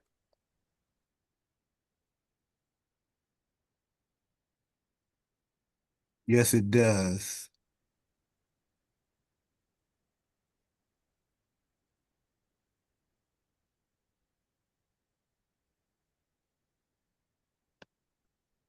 I'm sorry, my library was just so filled with all these little setups for this because we've been working on this for quite some time, Matt. Yeah. Okay, hold on a second. I'm just pulling this last one in that Karen had. Okay, the district clearly has a documented history of urban renewal and redevelopment projects that have disproportionately impacted Black communities, including the displacement of residents and businesses without adequate community input or benefit sharing mechanisms. I mean, to some extent, what I really like about that one is we're talking about community input. Yeah, that's a And better, that is a better paragraph. okay, so of these four, I'm not sure we want to keep all four of them. Which are the ones that Hi, that- Debbie, it's Janet. When I try to do a chat, it says chat disabled. I just muted Janet because I don't think she meant for us all to be on the. Yeah, and also the chat is just for the host and panelists, I think. We can't if you have language or other things that you like, try in the putting Q&A. it into the Q&A. Yeah. Howard, go ahead. I see your hand up. Yeah, I'm not going to offer any new language. I just want to raise a point that we have to attend to all the different kind of population groups that are relevant here. There are longstanding African American residents of the area. There are new incoming, well-off people, but not all the new people are high income. And also one of the goals at this property for many people is to provide new affordable housing, which would bring in a new set of people who are lower income. So I think we should talk about economic and perhaps racial groups sort of a little more generally in order to capture all those different kinds of folks who are kind of going to be living in or making use of this site. Yep. And Howard, I just want to let me clarify something. I did not think that we couldn't do both of them at the same time. I think that having that balance of knowing exactly how disproportionately I can't even begin to say how overly impacted the African American community has been taken advantage of in these situations. But what we wanted to do, as you mentioned, we want to have a balance to let it be clear that any newcomers of any sort or income bracket is always welcomed, except that we need to make it clear that room needs to be made for those who have been had a huge disadvantage. And so the information that I collected as as it's very clearly stated in each one of the points that I've placed in the chat, was done over the time period that we have been discussing this particular 1617 project. And I wanted to make sure that this information was brought forward because the last time we didn't do as much of a deep dive as we did with the other groupings that you are referring to right now. I agree. Yeah. So, I So mean, it's just a look, matter of getting the right wording. I think that's what it amounts to. yeah, I mean, look, there's a principle here, right? The principle is that we are seeking engagement by DemPed. That is our whole focus, right? We want to have the engagement of DemPed. I like a lot of this language. What I don't want to do is to double or triple down on it. So I want to make sure we've got the right piece. I really like if we were just to kind of pick and choose so that we went from 4 to maybe 2. But again, you guys are all going to need to comment. I really particularly like this one because we're talking about displacement without adequate community input or benefit sharing. That's been a huge part of our conversation, right? Is around how do we use this project and this development to create community benefit? How do we make sure that we're getting the right input? And then we've got the racial equity lens, which is saying, let's make sure, right, that we're putting benefit and that we're creating opportunities for input from longstanding residents, and in particular, longstanding residents from the Black community. So I feel like there's a good nod. And again, one of the things that I like about this longtime resident is that there's a whole bunch of people that were at that meeting on Saturday of all sorts of different backgrounds who have made that community home. So I want to kind of I agree with Howard in terms of having a balance. We can say diverse residents as Yeah. opposed to eliminating the language that is presented here. I don't want to cull it down because it's extremely important that that impact is made, because a lot of the time we've been sitting here and in each one of these discussions, this lens has never been brought forward.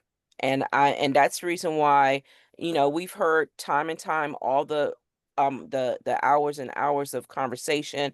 This is not a lens that we brought forward, and that's the reason why I wanted to make sure that I had a robust set of whereas clauses to address it. And that's the only reason why we're hyper focused on it now. But the rest of the document always already lends itself to things, but you can do a blending. I would suggest, as Howard mentioned and you are mentioning, that we keep it diverse, but do not dilute the Black resident portion of it. Okay.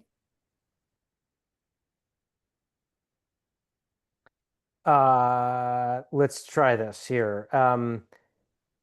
Public land redevelopment. I got a couple of folks in the comments, so I'm just going to go to them really quickly because we've got some hands up.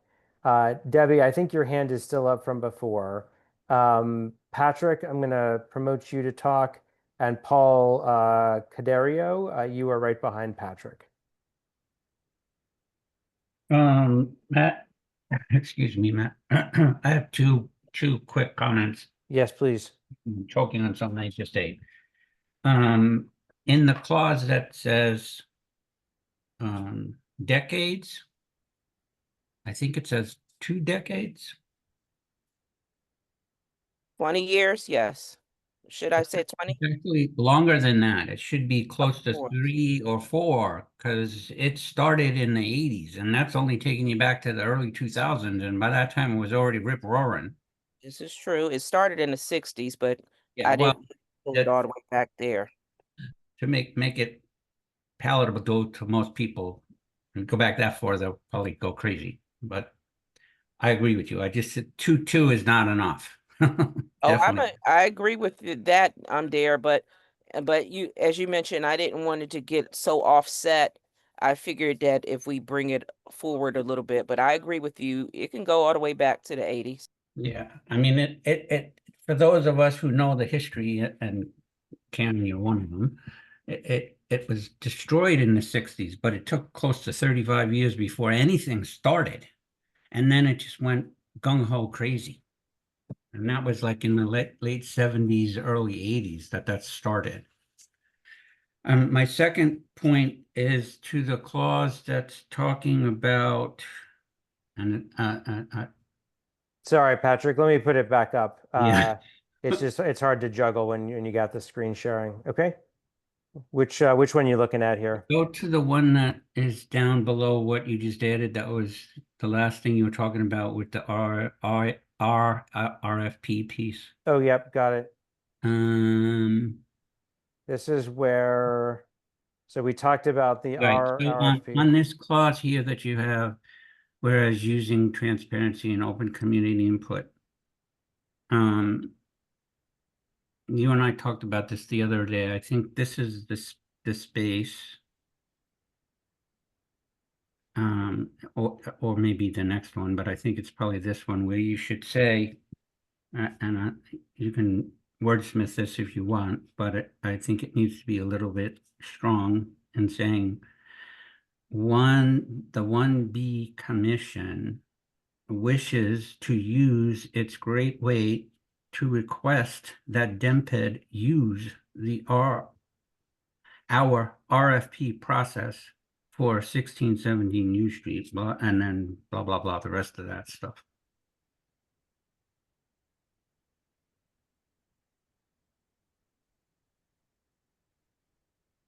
And Matt, Okay. to Debbie's request in regards, we do have the information about the fire department and the police department in this, because I know we've done it before. It's in this one too, right? Say that again. What information about the fire department and the police department? The information about making sure that that's one those government facilities are still in place, for use of the public. Not I know called that they out have no as, means to change it, but I just was just wondering Yeah. if that The- information is listed in this. It's not. So the ANC, the prior ANC specifically requested in their resolutions to DEMPED that those services remain. I don't want to blend different concepts here. So the concern that I've got is that if that I'm open to passing. I don't think we're going to ultimately get to be able to write two of them tonight. But Gotcha. I'm open to passing two separate resolutions. One resolution would be focused on we want to engage. We want you to engage with us. The second resolution would be these are the things that are priority to us. But because the prior resolutions have very specifically stated that they wanted to have those two services stay in place, I don't feel like there's urgency in reiterating that. I agree. I just wanted to make sure because I know we've said it time and time again, and like I said, we've been spending a considerable amount of time on those particular facts, and I just didn't understand that you were just creating separate resolutions to create a packet of resolutions to give to DEMPAT. No, I understand. Thank you. I think Yeah. this one is great as is, Matt, then. Matt, you do have it in the one clause, but you don't call it the fire department or the police department. I think you mentioned it as agencies. Give me a second. I think, well, let me do two things, Patrick. So the first thing we do is we do reference up here that you've got these two things there. There's a whole different resolution. Let me see. I'm not going to be able to probably put it on my screen easily. Well, it's in this one that you're doing here. Okay. You mentioned the different things that you wanted in there, and you just called them the agencies. Got it. That's because that's the way the old resolution had been Right. written, was just the But to agencies. Camden's point, you could just change that and put it as the fire department and the police Yeah, department. continuing public service by MPD and PEMS. Okay. Yep, got it. That's better clarity. All right. Let's go to the very end then, in terms of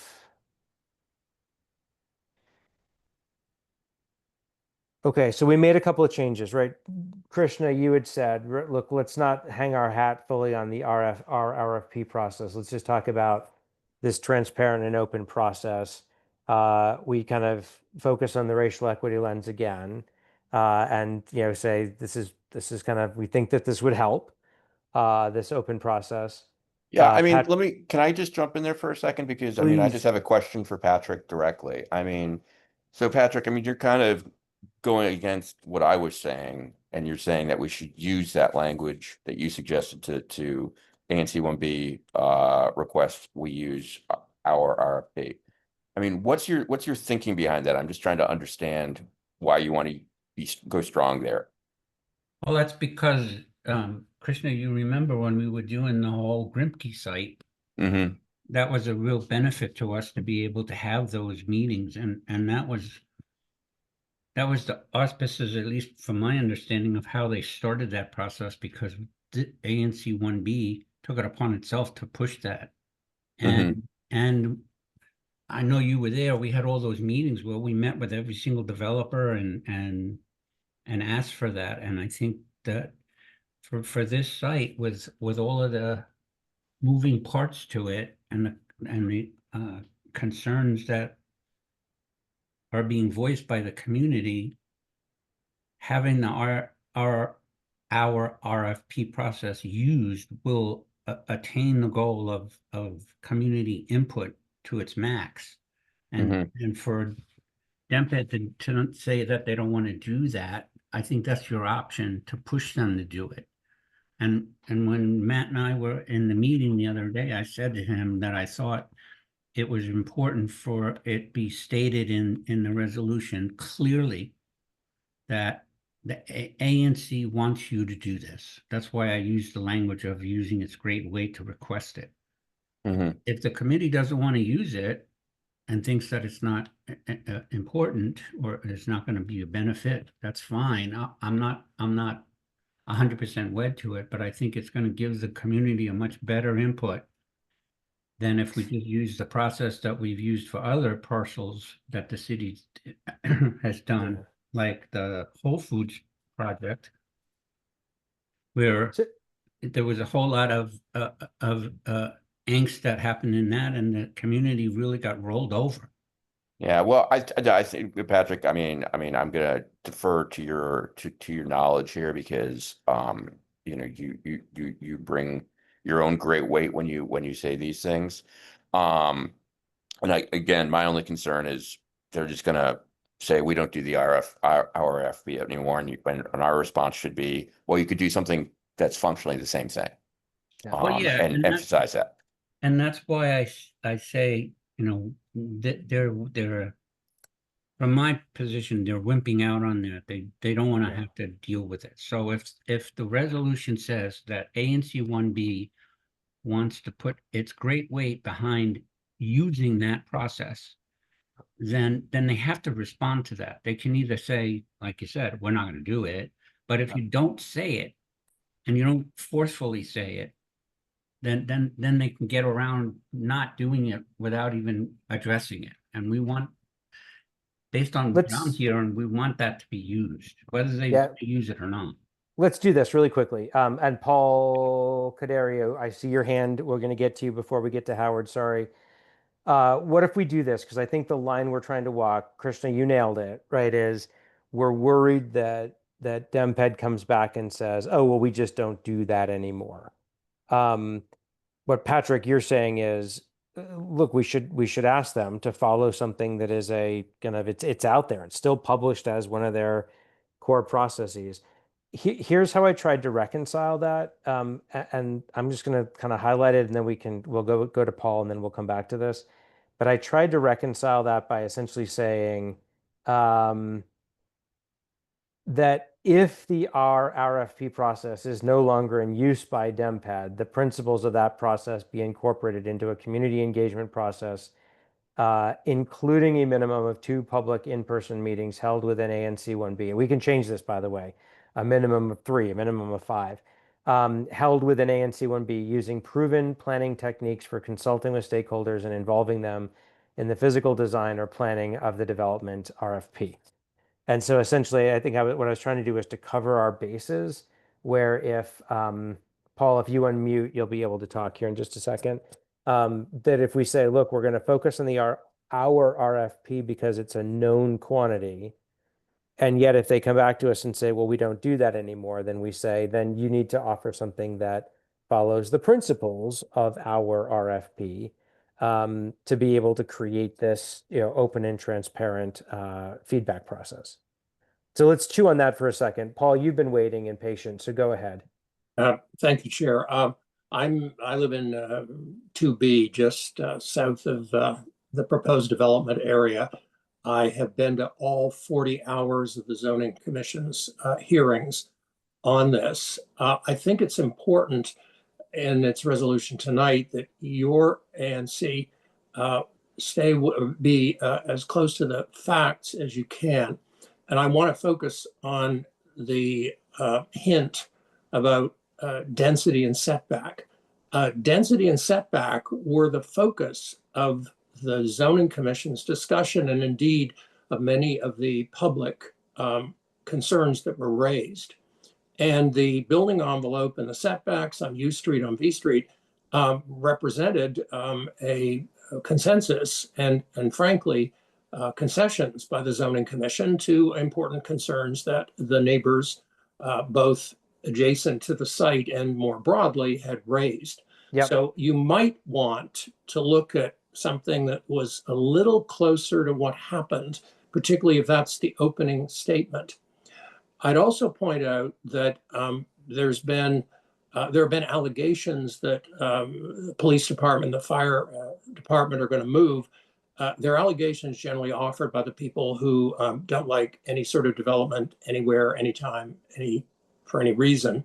And indeed, I think there have been undertakings that their police department and the fire station will stay there. So that sort of, it's important to stay with the facts on that and indeed to confirm them. The question of whether there need to be more public meetings, I think, is quite valid in the sense that we were promised by DEMPED that there would be more public meetings. And the issue is, do you do it before or after you have the developer? I suspect it's necessary to do on both occasions, but these meetings have to be fact-based and not just, we don't like this, we don't like that.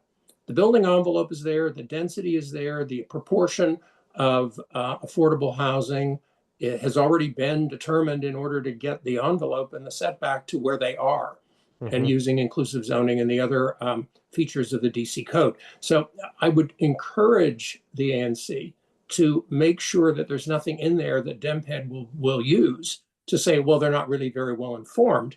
And I don't know how many members of your ANC have actually been to the meetings that were held over an extended period of time, all on Zoom because of the pandemic. But again, a high road is most easily established if one stays to the history as it exists, and I would encourage you to do that. Thank you. Yeah, I mean, Paul, with those comments, and I will confess that I did not attend the zoning hearings. This was not something I was engaged in at the time. Are there elements of this resolution, and I also appreciate the principle of sticking to facts. Are there elements here that have kind of raised concern in your mind that are worth calling out and either correcting or clarifying? Thank you.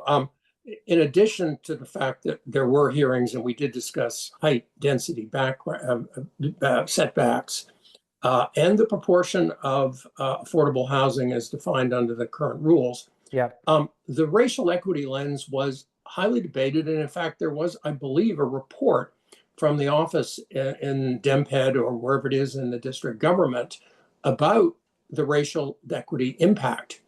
Using the definitions that they traditionally use, the report stated quite clearly there aren't going to be racial impacts. Well, obviously, it's a police station. There are not residents to be displaced.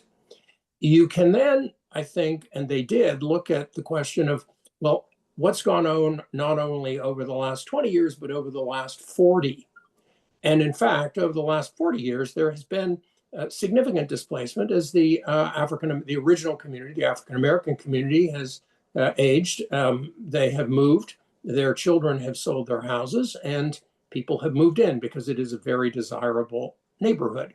So again, there is a development momentum or tsunami, depending on what you'd like to use, that is there and indeed extends to the area which you discussed in your earlier discussion of the bid that goes up 14th Street. And I remember when 14th Street was empty lots and empty lots. Let's just leave it there. So I think one needs to be sort of careful and say, and not appear to be opposing any sort of development, or indeed working the racial equity thing in too broad a zone. The North is certainly not an area that has a distinct and visible minority community, nor is the area South where I live. So again, the racial equity lens probably needs to be looked at, but I would not, as an ANC, act as if it's a decision-making factor. There are going to be public meetings, and indeed, there are probably, as there were for the Reeve Center, gestures and important actions that can be made about in the design of this area, this development, as there were with the Reeve Center, to acknowledge and indeed celebrate and recognize the historical background of the community. Another point that the ANC may wish to consider is that the mayor made her decision on the Reeve Center redevelopment, I think 2.5 years ago, and there's nothing that's happened other than the post office has been moved.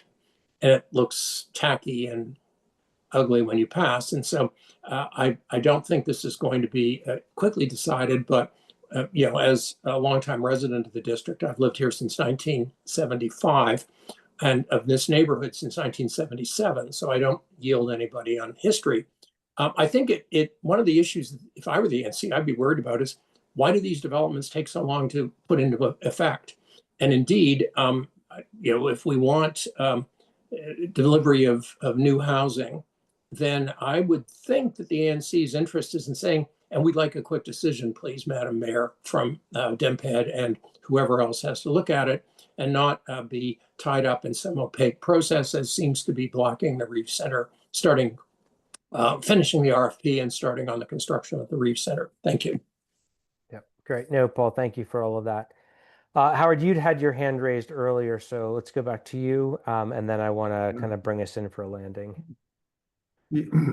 Before I get to my main point, I do want to say that I think, and I've been part of this process for a while, I don't think that the previous resolutions from the ANC have adequately addressed racial equity issues. So I welcome the opportunity that we have now to incorporate them into this resolution. But regarding our RFP process, Matt, I think that your second to last resolve statement does, I think, solve the problem that we've been talking about. I'm a little unclear at the end what you mean by physical design or planning of the RFP. I don't know what a physical design of an RFP is, but that could be fixed. Yeah, that actually came from a Google search about what about what a charrette was, because that was referenced by a number of folks over the weekend about a specific approach and framework. And so I'll clean that up. But the goal was essentially to say that they are using a proven planning technique, so that it's kind of it's evidence based as opposed to just relying on principle. So I'll clean that. Karen, I see your hand, then Krishna. Well, what I did was, and I just want to make it very, very, very, very clear that, as Howard mentioned, I've sat in all these meetings and I listen to people and I listen to all the different perspectives, and the racial lens has not been a priority. And as a long-time resident, far longer than Mr. Paul had just mentioned that he was, of Washington, D.C., native Washingtonian, of many generations, I think that it's important that we make sure that we structure the language around what's actually happening. And in a community that was displaced through negligence and consistent neglect, as Patrick was mentioning, where people wasn't able to afford certain things because they were derived from receiving true economic power in certain areas, and then of course it became really beautiful to other people.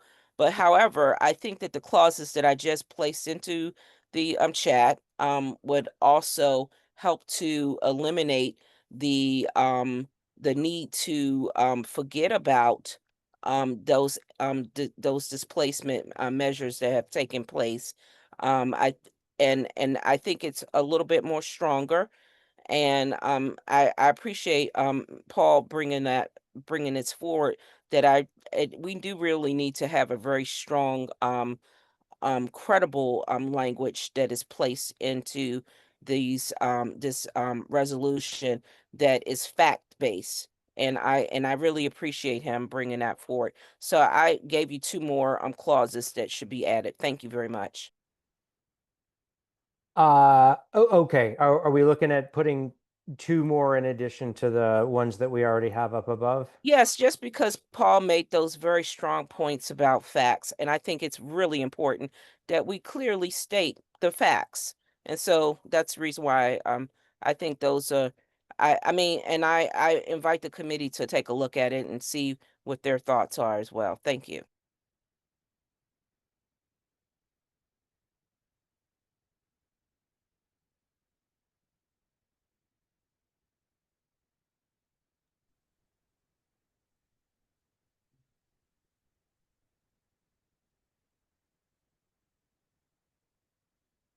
And Mr. Gregory, Mr. Gregory Adams, did you see them as well? Yeah, Um, I think we're getting a little bit. Karen, I'm reading them. I'm trying to transfer them over to the page so that we can all kind of look at them. We're getting a little bit into and you're right, they are stronger. Yeah, because I didn't think that I was trying to not well, as Howard mentioned, dance around it. I was just trying to not make them as strong because I figured that the facts were clear, but since Paul mentioned the facts, I think maybe we weren't clear enough.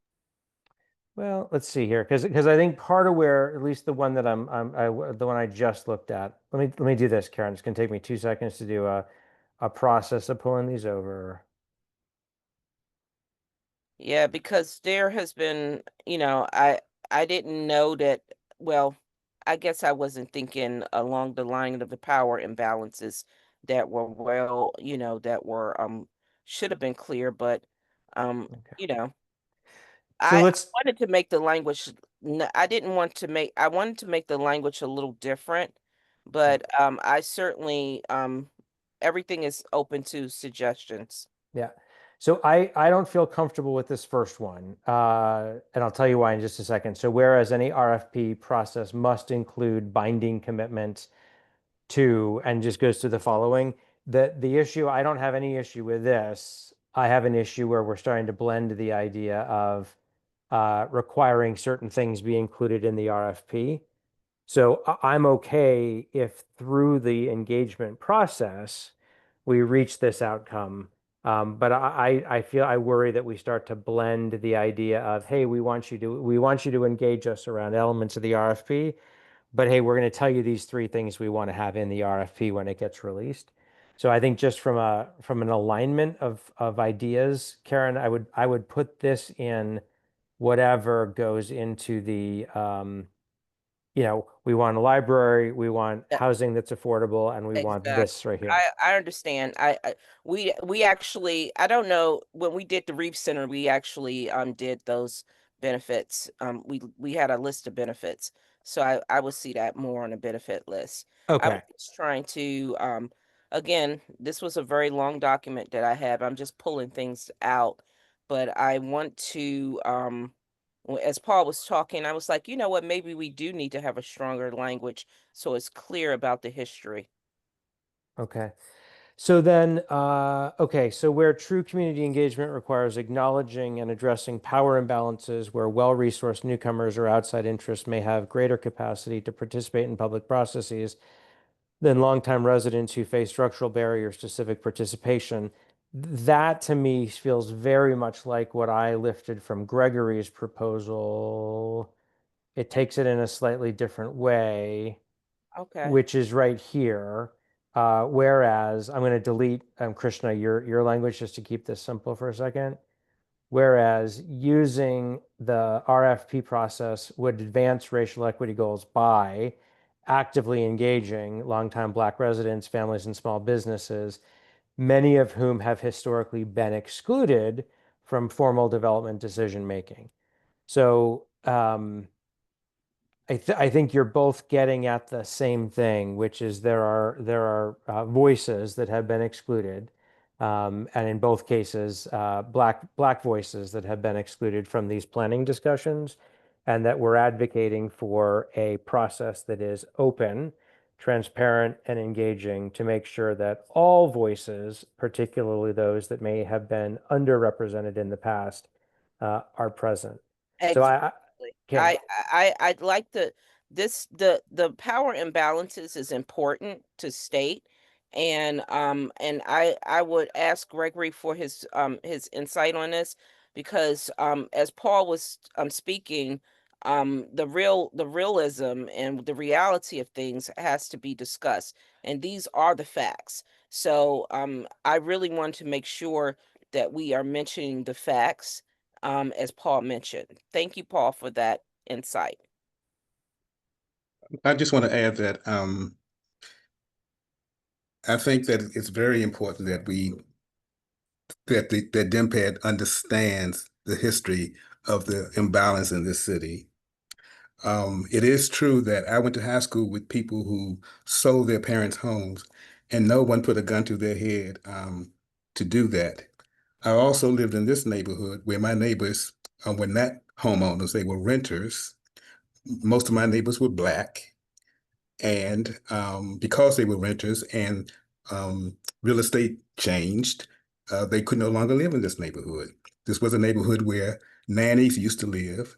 It is now a neighborhood where nannies can only work. There are people who work in this neighborhood who would like to be able to live in this neighborhood. Some of them are police officers and firemen. And so I think it's very important that it's understood the history of the imbalance.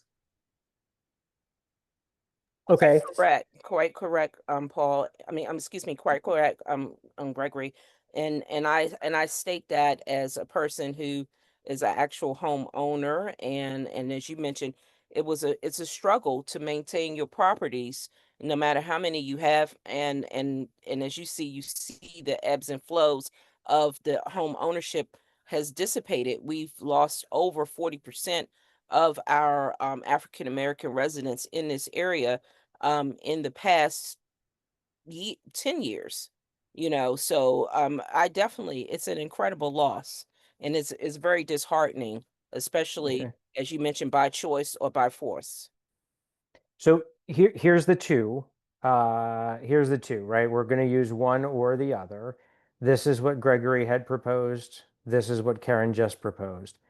I I will say, and I'm gonna tread carefully, that and Karen, I want to acknowledge that this is firmer, more direct language.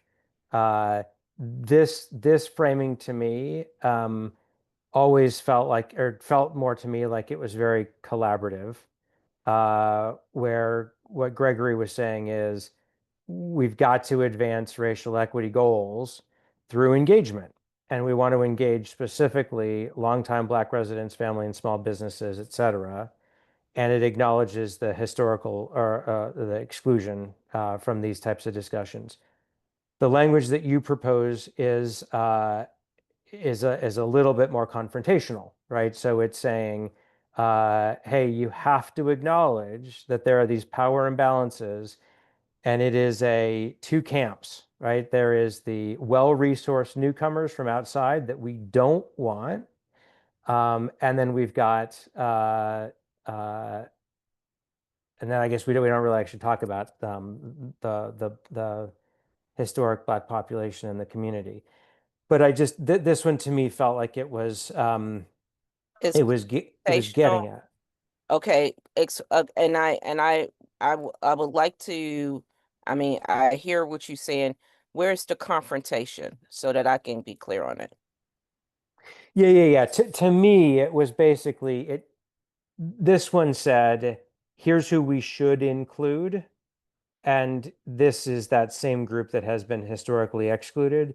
And to me, it said, as you create this process of engagement, make sure, right, that we are engaging this group of folks and do it because this group of folks has historically been excluded from these types of development discussions to the detriment of, the broader community, but also their specific community.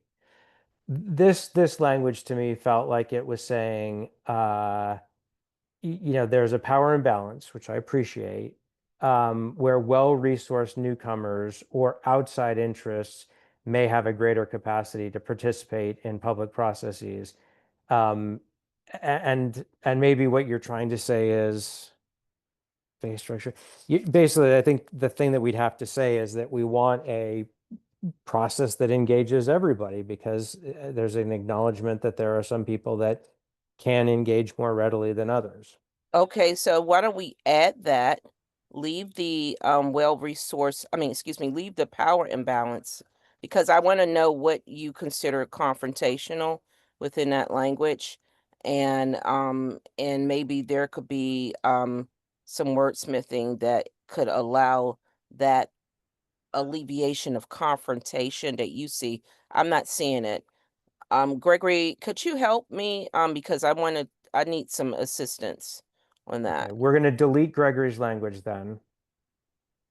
And we're going to wordsmith this. Karen, in the interest of time, why don't you submit some additional language? Frank, I'm going to go to you, then Howard, and then we'll have to wrap up. Yes, thank you. I've been interestingly listening along, and I think that the intent of this resolution tonight was to ensure that DEMPED does their job, that DEMPED is responsive to the community, that DEMPED is responsive to the ANC, and explicitly partnering and better communicating and encompassing the resolve of the community and their interest at this site. So that was the intent of this resolution as we entered this evening. It was. We've spent quite a bit of time talking about a component of the community's interests. I'm not saying it's an unimportant component. I'm just saying we're not talking about the 20 other things that the community also wants, because this was an intent to prescribe and demonstrably seek and solicit a a great weight RFP process from DEMPED, which heretofore they've been weak on and or absent on and or not been supportive of great weight of the ANC and the process to undertake that. So what I would like to say is this conversation, while good intentioned and while important, will be caught if we get the RFP process we're looking for, from the responsiveness from DEMPED, the community outreach. This will be elucidated in that process. So I think we are reaching a little bit over institutional strength. The district doesn't do this well. We're not going to do this well here with a few paragraphs. The 2050 comprehensive plan's major focus is a racial equity lens. That's where we can seek real advancement and review of this all over the district. And so I just want to say, I'm not certain all this, semantic and continuing, back and forth on these three paragraphs are that important. Racial equity important, yes, but let's let the process play out. Be in front of DEMPED because they're going to be the arbiter of what is in that RFP and what is not in that RFP, and we want to get the most for all community members in that RFP. So I just sort of back up and support Matt that your comments 10 minutes ago. I know you've been talking all night, but just that we let that process play out and we bring this to a close. Thank you. Yeah. No, And first of all, I'm gonna tell you I'm offended. I'm just gonna be very clear. I'm offended. And the reason why is because I've sat in every last one of these meetings and I've never, you know, this stuff that I'm bringing forward now has been, and I know every one of the members on this committee can witness that I've weighed in and I weighed in on everybody's and listened to everybody's perspective. This is the first time that we sat and we talked about the racial equity lens in regards to the 1617 project. The first time. And we've listened to hours and hours and hours and hours and hours and hours of discussion from various persons who I shall not mention, and we have never addressed this. And to say that we need to just cut it and stop, and I'm offended. Thank you, and I'm just going to say that right now. Yeah, I don't think that I don't think we're talking about cutting anything. I don't think we're talking about cutting anything. I will say that we really haven't covered any of the specific kind of items that were raised on Saturday, right? So those voices aren't part of this conversation right now. But Karen, I am happy to hear, right, that we have invested time on an important topic related to this project tonight, right? That needed to happen, and it did. Howard, go ahead, and then we're going to try to again come in for a landing. Right. So we were talking about those two resolve statements a few minutes ago. I was going to suggest that we actually use both of them, not choose them between them, but that we keep both of them. I agree with what Karen just said. There has been very little discussion regarding this property, this site, about racial equity issues. And I think that this resolution is going to be one of the important ways in which we communicate to DEMPED and sets a mark for future discussions and deliberations. And I think the points that Karen and Gregory have raised about the history of this area should not be forgotten in planning for the future of the area. And if we don't put it down on paper, it will be forgotten. So so I would say, of course, maybe some wordsmithing, sure, but basically those two paragraphs, I think we can find a place for them in the resolution. Okay. All right. So let's do this with all of the discussion had. We've got our, again, preamble, which is the description of the property and the engagement that's taken place. We have the reference to the past resolutions, the testimony, and the limits on zoning issues. And that's it, kind of right. So background, the previous resolutions that were passed. We have our statements here around racial equity, anti-displacement. We'll pull the other two items up here. Actually, we're only going to pull up one. One is going to be the one that Karen proposed. Gregory's is going to stay where it was because it fit with that narrative. The thoughtful change by Krishna related to the process not having yet been started. We've got our compromise position with Patrick and Krishna around the mayor's RFP process. We will continue to reference that. We will navigate it by saying, if our RFP process is no longer used, then we'll have them follow a kind of the same principles and the similar processes. Matt, could you just scroll up for a second to the Yeah. language that Patrick and I were fighting about? I just want to just look at that. You weren't actually fighting over it. Well, we kind of were. I mean, I'm kind of a You were not jerk. fighting. So. You were discussing. So I just wanted to make sure I saw the edits here. So it's accountable. Yeah, I think that captures what we had discussed. Okay. And then we come down and we say, sorry, I mean, just to clarify, we're going to keep this language here, which I thought was really good.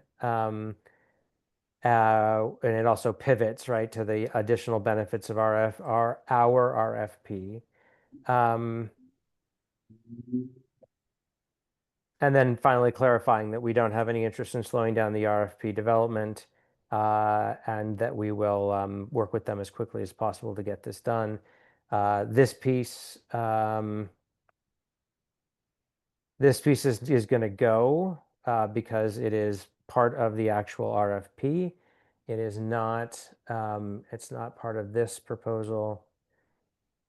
And then we've got the power imbalance piece, which is going to go back up into the racial equity section. Okay, so I think we've got it. And we did spend a lot of time talking about this, and I, have not, because I've not been involved in it as long as all of you have. I've not appreciated that this has not been something that has been able to be on the discussion agenda. So I'm glad that it was, and I'm glad that we've spent time, and I'm glad that Karen was able to tap into her trove of thoughtful resolution language. So with that said, other than some cleanup, some cleanup on the kind of the clunky stuff, but otherwise agreeing on all of this kind of this content in principle, and most of it actually is written. Any kind of final discussion before we move to vote on it? I do agree with you if there's something that sounds that it's not collaborative, I do agree with you on that. However, I want to know specifically what it is, because if everything is perception as well. And I do want to make sure that it's cleaned up enough that it works, so that everyone can we can all agree on the specifics. I don't want to dilute anything. So I do need you to be real clear as to what you feel is confrontational, so that we can fix that. I can email you separate. I'll kind of get in the same way, Karen, that I've got a couple of things that I got to clean up. I'll ping you and Krishna after this, and we can play around a little bit with the with that other language that I had kind of raised a concern around, and we'll figure out if there's an opportunity to smooth it. And look, it's always a balance here where when any one of us wants to be direct, it can sometimes be confrontational. Sometimes when we are smooth and it's not, and one would perceive it as not confrontational, it's not direct enough. So I appreciate there's always a balance, and there's always work, and that's that's part of the process that we're all going through. But yeah, I'll ping you on that separately, which is this one right here, and we'll see if there's something that I made a note here, Karen to wordsmith. See if there's something else that we want to kind of add to that to smooth it out without losing the directness. No, I think it's good, Matt. It calls, I think it's pretty clear what we're asking for, which is that we want, a lot more engagement from DemPed on the RFP. We added some of this, the racial equity lens and language, which is going to be useful. I think it flows pretty well, which is always my concern. You're thinking about this, someone's going to read this in 2 years and try to figure out what we were thinking. And as long as it flows and they can figure out what we were thinking at the time, that'll work. So I think this is pretty good. But don't forget what Howard said, because we don't want to eliminate what Gregory had added, because what Gregory's his add-in, I think We're putting that back in. So yeah, no worries on that. We're all good. All Okay. right. Do I have a motion to accept this resolution as drafted with I'll some happily make leeway? the motion. I'll happily make the motion that we accept this as presented today, with the small minor wordsmith changes that will add. Great. Second on that? Second. Yep, glad to second. Okay, great. I'll wind you to do a roll call because we're down to a smaller group here. So David Martin in favor. Yes. Krishna, Yes. Howard, Yes. Karen, Yes. and Frank. I think you're still Frank. Yes. Okay, great. Excellent. All right. The last item, and I'm going to be super brief on this, is that the committee agreed that they wanted to host two hearings from of the public on to solicit input on the Comp Plan 2050. I've got some work to do to juggle our July agenda, or sorry, our August meeting agenda, because we would like to have OP come and give us a presentation on the base facts, the data essentially that they are looking at that are informing their thinking around the comp plan rewrite for 2050. I'd like for them to start off with some just basic planning facts so that there's not a debate. There is simply a here's what we're looking at, here's what we're focused on, here's what trends and patterns we see, and then having that lead into a couple of discussions. It's going to require some additional work on the part of this committee to organize, how we want to facilitate those meetings. And so committee members, I'll be reaching out to you separately via email to schedule a kind of a working session for those of you who are willing and able to put that time in. And then, of course, in our next meeting, we'll be coming back to the bid discussion, and I'll be reaching out to the Main Streets folks to invite them to come to one of our upcoming meetings as well. Howard, I think you had a new business item that you wanted to raise before we broke tonight. Yeah, I'll raise it, and if you decide you want to defer the discussion till the next time, that's fine. In recent issues of the ANC newsletter, new businesses in the area have been highlighted. If I can share the screen, Matt, I can show you what I mean. Please do. Yeah, I know exactly what you're referring to, but please do. What do I need to do to share this, to share my screen? So if you click the button at the bottom that says share, that says green. So we scroll to the bottom. oh, You'll share, see right. Yep. Okay. And then when you hit share, what you're going to do is you're going to select your, it should probably say screens, and you'll select the screen that has probably your email. Oh, I need to allow you to present. Great. Okay.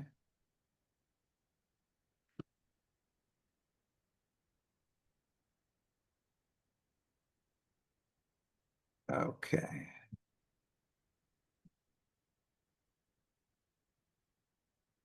So it should be coming up. All right. So do you Not see yet. the You may. the neighborhood? Yep. news? There we go. Yep, right Got there. it. Okay. So this is the June issue, and you scroll down, and there's a new section now, new business spotlights. This highlights 3 businesses that have opened relatively recently. Yep. And they're basically just advertisements. There gives the appearance that this is coming from the ANC. I have a couple concerns. One is that ANC is a government body, and I'm not aware the governments should be endorsing or appear to endorse individual businesses. It's one thing to promote general economic development, which is what we talk about on this committee all the time. But highlighting individual businesses, I think, is not the role of government. Also, it puts the ANC in a difficult position of appearing to play favorites. So, for example, Lucky Pollo is a takeout chicken place. Half a block down, there's another takeout chicken place, but they're not being advertised here. If I was the manager of that other chicken place, I wouldn't be too happy about that. So I just think it's not, in my opinion, it's creating a problem for the ANC. It potentially will create a problem for the ANC.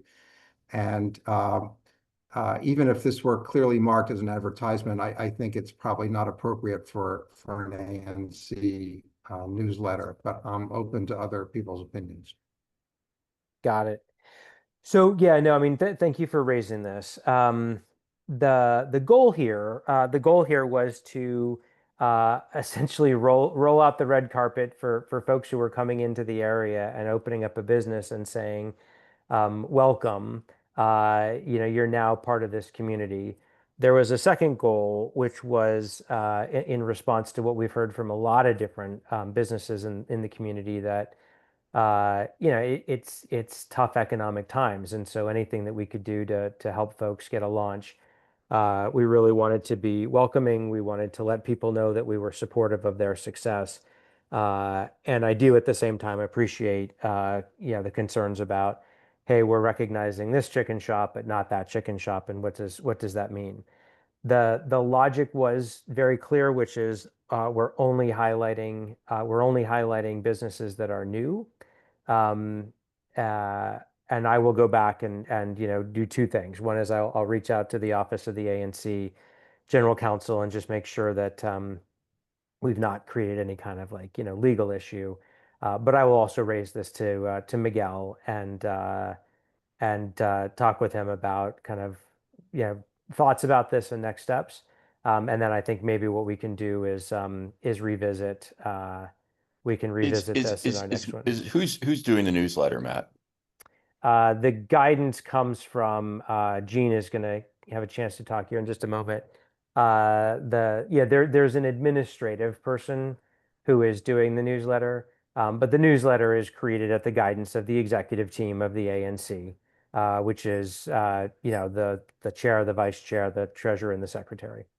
Well, I'm just saying that I think I hear Howard's points. I think a lot of it is just driven by whatever personality of the individual. When Amanda Farnham was communicating for the ANC, there was a lot of this stuff too. It's different, Howard. I agree. I'm not going to get too concerned about it, in all honesty, but I think it's really being driven by that personality aspect more than anything else. I know that the intentions are good. I'm not questioning the intentions. Yeah, Gene, do you want to speak? Oh, sorry. I personally think the ANC newsletter should. Go ahead. No. Sorry, Howard. You had cut out, so I thought you were done. Yeah, I think the ANC newsletter should focus on what the ANC is doing and on policy issues that it addresses. But you can get yourself in trouble here. Lucky Pollo is, in fact, part of a broader business that includes 2 bars. And that "Are you ready to get lucky?" has more than one meaning, to be honest. So, you really need to know what you're talking about when you put things in the newsletter. So, yeah. Gene, you want to go? And then I'll wrap up. Yeah, just quickly, I don't have a opinion really pro or con, but I think it's pretty standard for politicians to show up at openings and whatnot. And maybe the ANC newsletter should have all the businesses in the ANC listed, or a link to that, or but I'm just saying it's not unheard of in politics by any stretch of the imagination. Yeah. Let me just close by saying, let's talk more about this. I appreciate all the comments, and Howard, I think this is something that we can and should wrestle with a little bit. One of the things that this ANC in particular is trying to do is to really build community. This ANC is still very focused on the legislative process, on doing good work. There's some pride, frankly, about the fact that we have passed already like 6 more resolutions in this term than last year did all of the whole year. So we're looking to be engaged and driving change and doing good things. And there is a bent in this particular group that we really want to go out and say to Gene Amza at IMP, hey, what's coming up at Lincoln? And we want to promote it. Leah at Right Proper, what are some big things that are going on? And our sense is, or our desire is, to create a community of engaged people who are out supporting one another and engaging with one another and creating a more vital economy.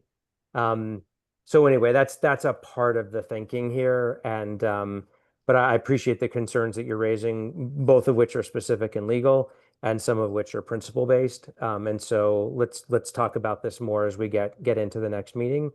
Karen, question or comment? It's just a actual comment. being engaged on the community engagement committee, the public safety, and the alcoholic and beverage committee, Howard. So I can weigh in a little bit on this. Yes, ANC1B needs to be more engaged with all of the businesses, not just the few favorites. And as Jean was mentioning, I think that if you're going to highlight businesses, you should highlight all of the businesses. And that way no one would feel or have their feathers ruffled that they didn't get the PR that their business could use or the boost that their business could use. I know that quite a few other agencies that aren't governmental do that. And I do believe I don't know. I got to do some more of my ANC weigh-ins, looking at my ANC newsletters that they send me to see if I can pull up any other examples for you. But I'll look through them and see if there's any other ANCs within, not just in the 1B or the Ward 1 zone, if there's any of them across the district that does the same. Okay? I'll do that for you if you don't mind. That Yeah. was my comment. Thank you. Great, thanks. And no, and just because it was said about favorites, they're not favorites. There's a very clear criteria, which is new. And then we've started to solicit businesses to say, hey, what's coming up, right? We'd love to put you in your newsletter. We'd love to get more people out there. And I will say that the Ledroit Park Civic Association, of which I am a part, works really hard to get the community to come out and do things. And sometimes we need an excuse. I feel like COVID at this point should be well and done, but getting people out of their houses and getting them to spend time with each other still takes a lot of work. So anyway, but I'm glad you raised it, Howard, and I think we do need to keep talking about it. Yeah, and thank you for taking it seriously and bringing it to the ANC. I'll just say that whatever your intentions, there's still the perception issue, how I perceive it Of at course. least, and I'm sure others perceive it that way too. So, but thanks for addressing it. Yep. No, and thank you for raising it. All right. Any other new business? Hearing none, we will end our meeting at 9:38 p.m. Great to see everybody. Have a great night.